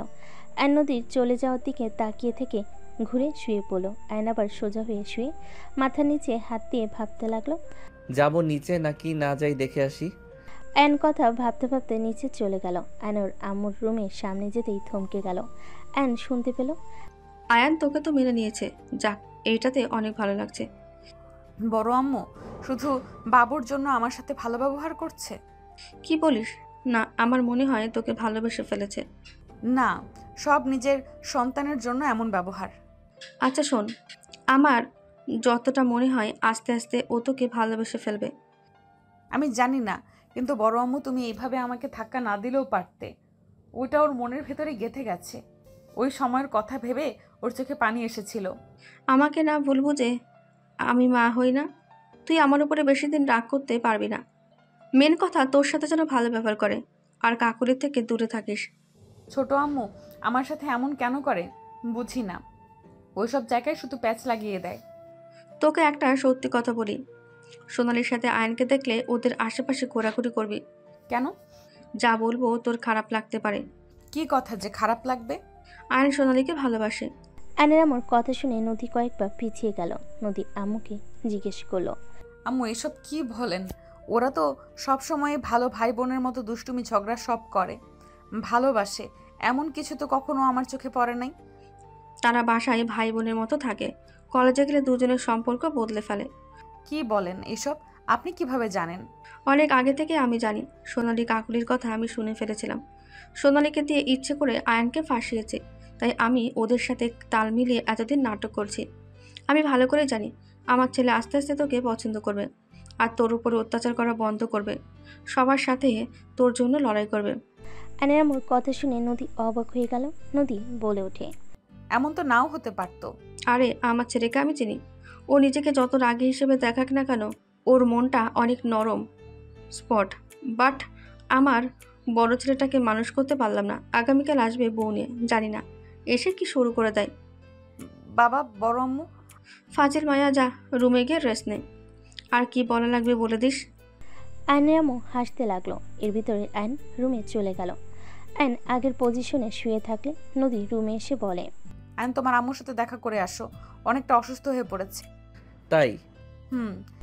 আয়ন খাটের উপরে বসে নদীর হাত ধরে টান দিয়ে বসিয়ে দিয়ে পিছন থেকে জড়ি ধরে ফোনের রেকর্ড নদীর কানে নিচে ধরতে নদী চমকে গেল। নদী ভ্যাপাচেকা খেয়ে বলে, ইয়া মানে? বৌমা শাশুড়ি মিল দেখে অবাক আমি। কি অভিনয়টাই না করলেন। না মানে এখন আমার কি করা উচিত? বাবু যখন দুনিয়াতে আসবে তখন মেরো, এখন মেরো না। না, আমি এখন মারবো। নদী চোখ বন্ধ করে ঘুরে গাল এগিয়ে দিলে আয়ন গাল দুইটায় ধরে ঠোঁট দুইটা নিজের দখলে নিয়ে নিল। নদীর মুখে হাসি ফুটে উঠল। আয়ন নদীর কোমরে হাত দিলে নদী কেঁপে উঠল। আয়ন ঠোঁট ছেড়ে দিলে নদী লজ্জায় মুখ লুকিয়ে নিল। আয়ন বলে ওঠে, বাবা, আমার বউ দেখি লজ্জাও পায়। ফাজিল পোলা। ফাজিলের বউ তুমি। দুজন হেসে দিল। দরজার দিকে তাকাতে দেখে সোনালি রাগী লুক নিয়ে তাকিয়ে আছে। অ্যান্ড সোনালিকে দেখে ইচ্ছে করে নদীর মাথা ধরে দুই ঠোঁট এক করে দিল। সোনালি রাগে গজগজ করতে করতে চলে গেল। নদী আয়নের ঠোঁটে আলতো করে কামড় দিলে আয়ন সাথে সাথে ছেড়ে দিলে নদী খিলখিল করে হাসতে লাগলো। আয়ন নাকে কামড় দিয়ে বলে, এখন হাসেন। যাও ফাজিল, আমাকে রেস্ট নিতে দাও। ওকে। আয়ন কথাগুলো বলে চলে গেল। সন্ধ্যার দিকে আয়ন বাসার ভিতরে ঢুকতে আয়নের গালে সজোরে থাপ্পড় মারল নদী। আয়ন থমকে গেল। আয়ন গালে হাত দিয়ে নদীর দিকে তাকাতেই নদী আয়নের কলার চেপে ধরে বলল, তুমি আমাকে পছন্দ করো না। আমি তোমার পছন্দের মানুষ হওয়ার প্রতি নিয়ত চেষ্টা করতাম। তুমি তো একবার আমাকে বলতে পারতে তুমি সোনালীকে ভালোবাসো, তাহলে তো আমি আর তোমার লাইফে থাকতাম না। আমি কি জানতাম তুমি কাউকে ভালোবাসো দেখে এমন করছো? আমি তো ভেবেছিলাম আমি তোমার সিনিয়র, তাই তুমি আমাকে সহ্য করতে পারো না। নদী, কি হয়েছে? এইসব কথা কেন বলছো? তুমি তো সকালে ভালো ছিলে, কি এমন হইল যে তুমি এত রেগে গেলে? রেগে যাব না? তুমি আমার সাথে এমন জঘন্য কাজ করতে চেয়েছিলে। আমাকে যদি তুমি অপছন্দ করো, তুমি স্বীকার করতে পারবে না যে আমি তোমার স্ত্রী না। তুমি স্বামী হয়ে কিভাবে আমার রুমে পরপুরুষ ঢুকিয়ে দিতে চাইছিলে আয়ান? আমি তোমাকে রাগই জানতাম, কিন্তু তুমি যে এতটা নোংরা মনের মানুষ আমি ভাবতেও পারি নাই। তুমি কান খুলে শুনে নাও, আমি তোমাকে ছেড়ে দিলাম। তুমি আর কোনো দিন আমাকে তোমার চোখের সামনে দেখবে না। নদী কথাগুলো বলে ধাক্কা মেরে ফেলে দিল। নদী কান্না করতে করতে লাগেজটা হাতে নিয়ে বের হয়ে যেতে নিল। অ্যান সোনালির দিকে তাকাতেই সোনালি মিটি মিটি হাসছে। অ্যান উঠে দৌড়ে নদীর হাত ধরে বলে, নদী, আমাকে ক্ষমা করে দাও। আমি তোমাকে কখনো কষ্ট দিব না। নদী, আমি অন্যের কথায় তোমার উপরে অনেক অত্যাচার করছি। প্লিজ নদী, আমাকে ক্ষমা করে দাও। আমাকে একবার সুযোগ দাও। আমি তোমাকে ভালোবাসতে শুরু করেছি। Don't touch me. আপনাকে আমি চিনি না, আজ থেকে আপনার আর আমার সম্পর্ক এখানে শেষ। নদী ধাক্কা মেরে ফেলে দিয়ে প্রাইভেট কার থামলে নদী উঠে চলে গেল। আয়ন নদীর পিছন পিছন দৌড়ে যেতে লাগলো। নদী কান্না করতে লাগলো। ফুপি বলে ওঠে, কান্না থামা। কার জন্য কান্না করছিস? যে মানুষটাই এতটা নিচু মনের হতে পারে তার জন্য কান্না করছিস? শোন, নতুন করে লাইফটা শুরু কর। জব হয়ে গেছে, ওইখানে যা। বাচ্চাদের সাথে থাকলে ভালো লাগবে। আর আমি সময় পেলে তোর সাথে দেখা করতে যাব। ওকে কোনো দিন আমার ঠিকানা কাউকে দিও না, আমি হাঁপিয়ে গিয়েছি আর পারছি না। নদী ফুপিকে জড়িয়ে ধরে কান্না করতে লাগলো। এদিকে আয়ান গাড়ির সাথে ধাক্কা খেয়ে পড়ে গেল 18 বছর পর। আয়াত, আমি তোকে ভালোবাসি। তুমি যদি না আসো তাহলে আমি সব কিছু ভাঙচুর করে দিব। আমি তোমাকে অন্য কারো হতে দিব না। আয়াত, ওই আয়াত, শুনতে পাচ্ছ আমার কথা? আশিক কথাগুলো বলে জানালার কাছে পাথর দিয়ে ঢিল দিয়ে ভেঙে ফেল। কাজ ভাঙার শব্দ শুনে সবাই চমকে উঠল। আয়ন চশমাটা পরে রুম থেকে বের হইলে নিচে গিয়ে দেখে সবাই বসার রুমে দাঁড়িয়ে বলছে, আয়ান ওই ছেলেটাকে এই সব কি করছে? আম্মু, ওই আশিক, আমি যাকে ভালোবাসি। আম্মু প্লিজ আমাকে ছেড়ে দাও, আমি না গেলে ওই ভাঙচুর করে ফেলবে। ও যা বলে তাই করে আম্মু। আয়াতের কথা শেষ না হতেই আরেকটা কাজ ভাঙার শব্দ হলে রাফি বলে ওঠে, এই ছেলেটা বেশি বুঝে। রাফি কাঠকে কল দিয়ে আশিককে মারতে পাঠিয়ে দিল। আয়নকে দেখে ফুপি বলে ওঠে, আয়াত, ভালোবাসলে চলে যা। এই ফ্যামিলিতে মানুষ সব নিজের স্বার্থ বুঝে, নিজের স্বার্থের জন্য সব করতে পারে। চাচু, আব্বুকে আশিককে মারতে না করো না। চাচু, আশিকের কিছু হলে আমি নিজেকে শেষ করে দেব। আয়াতের কথা শুনে রূপা থাপ্পড় মেরে বলে, ওই ছেলেটা ফালতু ছেলে, বাপের নাকি পরিচয় নেই। সেই ছেলের সাথে তোকে মিশতে দিব না, আর তো বিয়ে দেওয়া প্রশ্নই আসে না। কিছু বলতে যাবে তখন আশিক বাসের ভিতর ঢুকে পড়ে। আশিকের মুখ দিয়ে রক্ত পড়ছে। রাফি রেখে আশিককে লাথি মালে ছিটকে গিয়ে পড়ল। আশিক ঠোঁটের রক্তগুলো মুছতে মুছতে বলে, আয়াত, আমাকে তুমি ভালোবাসো কিনা সেটাই বলো। একবার শুধু বলো, তারপর তোমার ফ্যামিলিকে আমি দেখে নিব। আশিকের কণ্ঠ শুনে ফুম্পি চমকে গেল। আনিকে ছেলেটার কলার ধরে বলে, সাহস তো কম না, এইটুকু ছেলে হয়ে আমাকে হুমকি দিস? আয়াত, আমার কথা শুনতে পাচ্ছ? আশিক, তুমি এখান থেকে চলে যাও, দাদু আসলে তোমাকে মেরে ফেলবে। আয়াত, আমার কথা শুনতে পাচ্ছ না? আমি তোমার মুখ থেকে জানতে চাচ্ছি তুমি আমাকে ভালোবাসো কি না। হ্যাঁ হ্যাঁ, আমি তোমাকে ভালোবাসি। তুমি এখান থেকে দয়া করে চলে যাও। তোমার কিছু হলে তোমার আম্মু ভেঙে পড়বে। তোমার আম্মুর তো কেউ নেই এই দুনিয়াতে তুমি ছাড়া। আয়াতের কথা শুনে রাফি রেগে আশিককে মারতে যাবে। আশিক সাথে সাথে রাফির হাত ধরে ধাক্কা দিয়ে সরিয়ে দিল। আয়ন আশিকের পায়ে সজোরে লাথি মেরে ফেলে দিল। আশিক উঠে আয়নের সাথে ফাইট করতে লাগলো। দুজনে মারপিট করতে লাগলো। আশিককে লাথি মারলে সোজা ফুপির পায়ের কাছে গিয়ে পড়ল। আয় তোর আম্মুর হাত ধরে এক ঝটকায় সরিয়ে দিয়ে আশিককে জড়িয়ে ধরলো। আয়ন মারতে যাবে, সাথে সাথেই ফুপি ধাক্কা মেরে সরিয়ে দিয়ে বলল, খবরদার, কেউ ওকে টাচ করবি না। ফুপির কণ্ঠ শুনে সবাই অবাক হয়ে গেল। আশিক অবাক হয়ে দাঁড়ালে ফুপি আশিকের মুখে আঁচল দিয়ে মুছে দিতে লাগলো। আয়ন বলে ওঠে, ফুপি, আমাদের বাড়ির মেয়েকে ওই তুলে নিয়ে যেতে এসেছে, মান সম্মান শেষ করে দিতে এসেছে, আর তুমি ওকে সেভ করতে চাচ্ছ? আয়ান, তুই দূরে থাক। আশিক, তুমি এখানে কি করছো? আর তুমি আয়াতকে ভালোবাসো মানে? ফুপির কথা শুনে সবাই চমকে গেল। অবাক হয়ে তাকিয়ে আছে। আয়নেরা রেগে ভিতরে ঢুকে বলে, কার কত বড় সাহস আমার নাতনিকে তুলে নিয়ে যাবে? ভাইজান, শান্ত হন, আমি ওর সাথে কথা বলি। কি হলো আশিক, আমার কথা কানে যাচ্ছে না? এখান থেকে চলে যাও। বউ, তুমি এখানে কি করছো? এটা কি তোমার বাসা? আশিক, আমার প্রশ্নের উত্তর দাও। আমার উত্তর দাও বউ, এখানে তুমি কি করো? আর ওই আঙ্কেল তোমাকে ফুপি বলল কেন? আয়াত তোমার কি হয় বউ? আমি সব বলবো, আগে বউয়ের কথার উত্তর দাও। তুমি আয়াতকে ভালোবাসো? আর তোমার আম্মু তোমাকে প্রেম করার জন্য পুলিশ লাইনে পড়াশোনা করাচ্ছে? বউ, এটা স্বাভাবিক ব্যাপার। একজনের একজনকে ভালো লাগতে পারে, তার প্রতি ভালোবাসা আসবে, এটাই স্বাভাবিক। আর আমি আয়াতকে কখন ভালোবেসে ফেলেছি জানি না। বউ, ওনাদের ভালোভাবে বুঝিয়ে দাও, আমি আয়াতকে বিয়ে করব মানে করব। আমার গার্লফ্রেন্ডকে আমার থেকে লুকিয়ে রাখতে পারবে না। আমি এখান থেকে আয়াতকে নিয়ে যাব। ওনাদের ভালোভাবে বুঝিয়ে দাও, না হলে এখানে খুনোখুনি হবে, হয় আমি আর না হলে এ বাসার কেউ। আশিক, তোমার আম্মু এইসব জানে? তুমি যে এখানে এসে এইসব করছো, আমি বুঝতে পারছি তোমার আম্মুকে এখানে আসতে বলতে হবে। না না বউ, এমন করো না। আমি আয়াতকে নিয়ে গিয়ে আম্মুকে বোঝাবো, ইনশাল্লাহ আম্মু আমাদের ভালোবাসা মেনে নিবে। এখন যদি হুট করে বলো তাহলে আম্মু আমাকে বন্দি করে রাখবে। তুমি এখান থেকে চলে যাবে। তুমি আগে প্রতিষ্ঠিত হয়ে নাও। আমি কথা দিচ্ছি তোমার সাথে আয়াতকে বিয়ে দিব। বউ, এই ফ্যামিলি জীবনেও দিবে না, খচ্চর ফ্যামিলি একটা, ওরা আবার আয়াতকে লুকাবে। ওই ফাজিল, এইটা আমার ফ্যামিলি, খচ্চর কেন বলো? ওলে ওলে, বউ দেখি অভিমান করেছে, বাট এটাই তোমার ফ্যামিলি, এমন খচ্চর কেন? মেয়ের ভালোবাসার কোনো মূল্য দেয় না।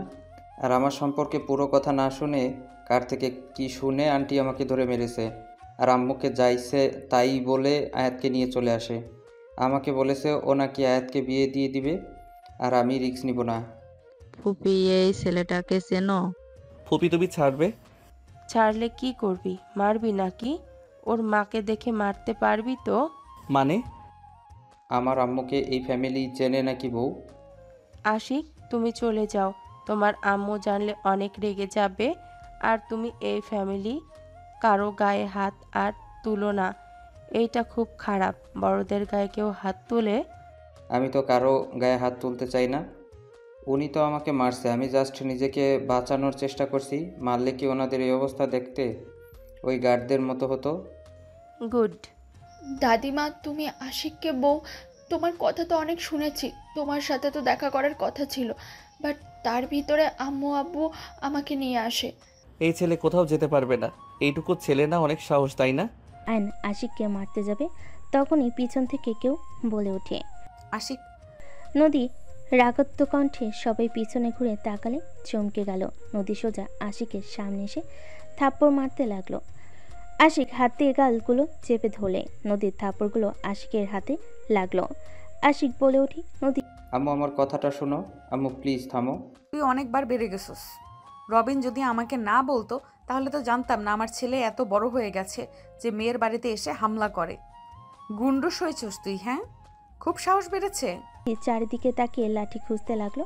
টিভির পিছন থেকে নদী লাঠি বের করে আশিক ফুপির পিছনে লুকিয়ে বলে, আম্মু আম্মু প্লিজ আমার কথাটা শোনো। ফুপির পেছন থেকে সরেক, না হইলে মাথায় বাড়ি মারবো বলে দিলাম। নদী আশিকের মাথায় বাড়ি মারতে যাবে, সাথে সাথে আয়নের সে লাঠি ধরে ফেলো। নদী কিছু বলবে, সাথে সাথে আয়ন নদীকে ঘুরিয়ে শক্ত করে জড়িয়ে ধরল। আশিক আয়াত চমকে গেল। আশিক রেখে আয়নকে ধরতে যাবে, ফুপির সাথে সাথে হাত ধরে ইশারা করে চুপ থাকতে বলে। আয়নের আম্মু এসে আশিকের মুখের রক্ত মুছে দিতে লাগলো। আশিককে জড়িয়ে ধরে সারা মুখে চুমু দিতে লাগলো। আশিক অবাক হয়ে গেল। নদী আয়নকে সরিয়ে দেওয়ার চেষ্টা করতে লাগলো। আয়ন নদীকে বলতে লাগলো, নদী শান্ত হও। আয়ন সাহেব ছাড়েন আমাকে, হচ্ছেটা কি? নদী আয়নকে ধাক্কা মারলে আয়ন নদীকে ছেড়ে দিল। আয়ন নদীর পায়ের কাছে হাঁটকে বসে নদীর পা জড়িয়ে ধরে কান্না করতে করতে বলে, নদী আমাকে ক্ষমা করে দাও। নদী আমি তোমাকে ভালোবাসি। নদী তুমি এতদিন কোথায় ছিলে? নদী আমি তোমাকে অনেক খুঁজেছি, কোথাও পাই নাই। নদী তুমি প্লিজ আমাকে ক্ষমা করে দাও। আজ হয় আমাকে ক্ষমা করে দাও, আর না হয় আমাকে মেরে ফেলো। আর সহ্য করতে পারছি না। আর কত তিলে তিলে শেষ করে দিবে নদী? আয়ন সাহেব পা ছাড়েন, আপনার স্ত্রী দেখতে পেলে কষ্ট পাবে। ছাড়েন। আশিক সবার কাছে ক্ষমা চা। উনি এসব কি বলছে আম্মু? সবার কাছে ক্ষমা চাইতে বলছি, চা। নদী আয়নকে সরিয়ে দিল। আশিক সবার কাছে ক্ষমা চাইলেন। নদী আশিকের হাত ধরে বলে, আর কোনো দিন যেন এই বাড়ির আশেপাশে তোকে আসতে না দেখি। এসব ভালোবাসা টালোবাসা কিছু হয় না, এটা আবেগের বয়স। আবেগ কেটে গেলে সব কিছু ঠিক হয়ে যাবে। চল এখান থেকে। আম্মু আমাকে ক্ষমা করে দাও, আমি আমার ভালোবাসার মানুষকে রেখে যেতে পারবো না। তোর বয়স কত রে? 18+ হয় নাই, আর তুই কিনা ভালোবাসার মানুষ ছাড়া যাবি না? থাপ্পড় মারলে সব ভুল মাথা থেকে পড়ে যাবে। আম্মু এটা আমার আবেগ না, আমি সত্যি আয়াতকে ভালোবাসি, আর আয়াতও আমাকে ভালোবাসে। আমি গেলে ওকে নিয়ে যাব। আম্মু দয়া করে তুমি আমার ব্যাপারটা বুঝো। আশিকের কোনো কথা না শুনে নদী টেনে নিয়ে যেতে লাগলে আয়াত দৌড়ে গিয়ে বলে, ম্যাম প্লিজ আশিককে এভাবে নিয়ে যাবেন না, আমি আশিককে অনেক ভালোবাসি। মামুনি সরো সামনে থেকে, এসব আবেগের বয়স। এই আশিক জীবনেও তোমার সাথে থাকবে না। আমি মা হয়ে বলছি, আশিকের শরীরে নোংরা বেইমানের রক্ত বইছে। ওরা কখনোই কাউকে ভালোবাসতে পারে না। ওরা রূপ চেঞ্জ করতে 1 সেকেন্ডও লাগে না। আম্মু, চুপ আয়াত, ছাড়ো। আয়াতের শরীরে তো সে বেঈমান স্বার্থপরের গোষ্ঠীর রক্ত আছে, ওর খারাপ হইতে পারে, নিজের ভালোবাসার মানুষকে কখনোই ঠকাবে না। আয়াত আপনার মেয়ে। আপু, আশিকে ছেড়ে দাও। সোনালি আশিকের হাত ধরে নদীর হাত সরিয়ে দিয়ে বলে, আয়ন তোমাকে ভালোবাসে, আয়ন আমাকে ভালোবাসে না। সেদিন আমি তোমাকে ঠিক বলেছিলাম। আয়ন এইসব করতে চেয়েছিল, প্রমাণ দেখেছিলাম, কিন্তু আয়ন সেই দিন তোমাকে ঠিকই বাঁচিয়েছিল। আয়ন নিজের অজান্তেই তোমাকে ভালোবেসে ফেলেছিল। আয়ন বুঝতে পারেনি। সেদিন তোমাকে ওই ছেলেগুলো ওড়না ধরে টান দিলে আয়নকে দেখেছি রেগে যেতে। আমি হাত ধরেছিলাম। যখন ছেলেগুলো তোমার শরীরে হাত দিতে যাবে তখন আয়ন নিজেকে কন্ট্রোল করতে পারেনি। স্বামী হিসেবে ঠিকই তোমাকে বাঁচাতে চাই, আর আমরা ওদেরকে ভাড়া করি নাই। যাদের করেছিলাম ওরা পরে আসে, আর আয়ন আমাকে বলে দেয় এইটা ও করতে পারবে না। আয়ন তো বোকা টাইপের ছিল, আশিকের মতো এত দুরন্ত ছিল না। ও নিজের ভালোবাসা বুঝতে পারেনি, এটাই। বাট তুমি নিজেই ভেবে দেখো, আয়ন তোমার সাথে খারাপ ব্যবহার করলেও আমি বা আম্মু কিছু বললে কিন্তু প্রতিবাদ করতো। দেখো নদী, ও ভুল করেছে। তুমি যদি ওকে এত ভালোবাসতে তাহলে 18 বছর ধরে আয়ানকে তার সন্তানের থেকে দূরে রাখতে পারতে না। আয়ান যা প্ল্যান করতে চেয়েছিল ওই তো সেটা করে নাই, তাই না? আর তুমি কি করলে? আমাদের থেকে আমাদের সন্তানকে দূরে সরিয়ে রেখেছো। না, তুমি কি অন্যায় করলে না আমাদের সাথে? আয়ান আজও তোমাকে ভালোবাসে সোনালি, রাতুলকে বিয়ে করেছে। আয়ান তোমার স্মৃতি নিয়ে 18 বছর ধরে আছে, তাও বলবে ওই তোমাকে ভালোবাসে না, ওই বেঈমান? তারপর ও কি এই কথা বলবে? নদী আয়নের দিকে তাকাতেই আয়ন বলতে লাগলো, নদী প্লিজ আর আমার সন্তানের থেকে আলাদা করে দিও না, আমাকে লাস্টবার একটা সুযোগ দাও। ওরা সবাই ঠিক বলেছে। তোকে আমি এই সব বলার চেষ্টা করছি, তুই আমার কথা কখনোই শোনস নাই। নদী, এবার তো ক্ষমা করে দে ওদের। তাহলে ওই লোকটা আমার বাবা? নদী সোনালির গালে ঠাস করে থাপ্পড় মেরে বলে, আজ এত ভালো সাজার কি দরকার? 18 বছর পার হয়ে গেছে। এই 18 বছর আমি আয়নকে কিভাবে ফিরিয়ে দেব বলে দে। আপু, আমাকে ক্ষমা করে দাও। আমি ভেবেছিলাম তোমাদের মাঝে ফাটল ধরবে, কিন্তু তুমি এভাবে রেগে চলে যেতে পারো এটা আমি কখনো ভাবতে পারিনি। যা হওয়ার হয়েছে, এসব ভেবে লাভ নেই। আশিক দাদু ভাই, রুমে চলো। বাপ চাচা মিলে ছেলেটাকে কম মেরেছে। আব্বু আমাকে ক্ষমা করে দিয়েছে। আমি আগে জানলে কখনোই তোমাকে মারতাম না। সবাই আশিকের কাছে ক্ষমা চাইতেই লাগলো। আশিককে জড়ে ধরে আদর করতে লাগলো। আয়ন নদী কাছে গিয়ে নিজের দিকে ঘোরালে নদী হাওমাও করে কান্না করতে লাগলো। আয়নের বুকে মুখ লুকিয়ে কান্না করতে করতে বলে ওঠে, আমাকে তুমি ক্ষমা করে দাও। আমার মাথার ভেতরে একটা কথাই ঘুরপাক খাচ্ছিল, স্বামী হয়ে স্ত্রীর ঘরে কিভাবে পরপুরুষ পাঠানোর কথা বলতে পারে। এইটা আমার মন বিষিয়ে যায়। তোমার প্রতি আমি তোমার নাম সহ্য করতে পারছিলাম না। আমার মনের ভেতরে ঝড় বইতো, আমি মানতে পারছিলাম না। নদী শান্ত হও, কান্না করো না। আমি তোমার সাথে অনেক অন্যায় করেছি, আমার উপরে রাগ হওয়া স্বাভাবিক। তুমি এভাবে লুকিয়ে কেন থাকলে? তুমি আমার সাথে না হয় কথা বলা বন্ধ করে দিতে পারতে। আমার সন্তান থেকে কেন দূরে সরিয়ে দিলে? আমি তোমার সামনে যেতে চাই নাই। আমি তোমার সামনে গেলে, তোমাকে দেখলে আমি গলে যেতাম, যেটা আমি চাই নাই। তাই আমি তোমাকে দেখা দিতাম না। আমি যেখানে থাকি সেখানেই ও গিয়েছিলে। আমি তোমাকে দেখেও লুকিয়ে গেছিলাম। সেদিন তোমাকে জড়িয়ে ধরে বলতে ইচ্ছে করছিল, আয়ান আমি তোমার সাথে যেতে চাই, কিন্তু ওই একটা কথা মাথায় ঘুরপাক খেলে, রাগ উঠে তোমার প্রতি, আবার ঘৃণা চলে আসে। I am sorry. আয়ন নদীকে জড়িয়ে ধরে সান্ত্বনা দিতে লাগলো।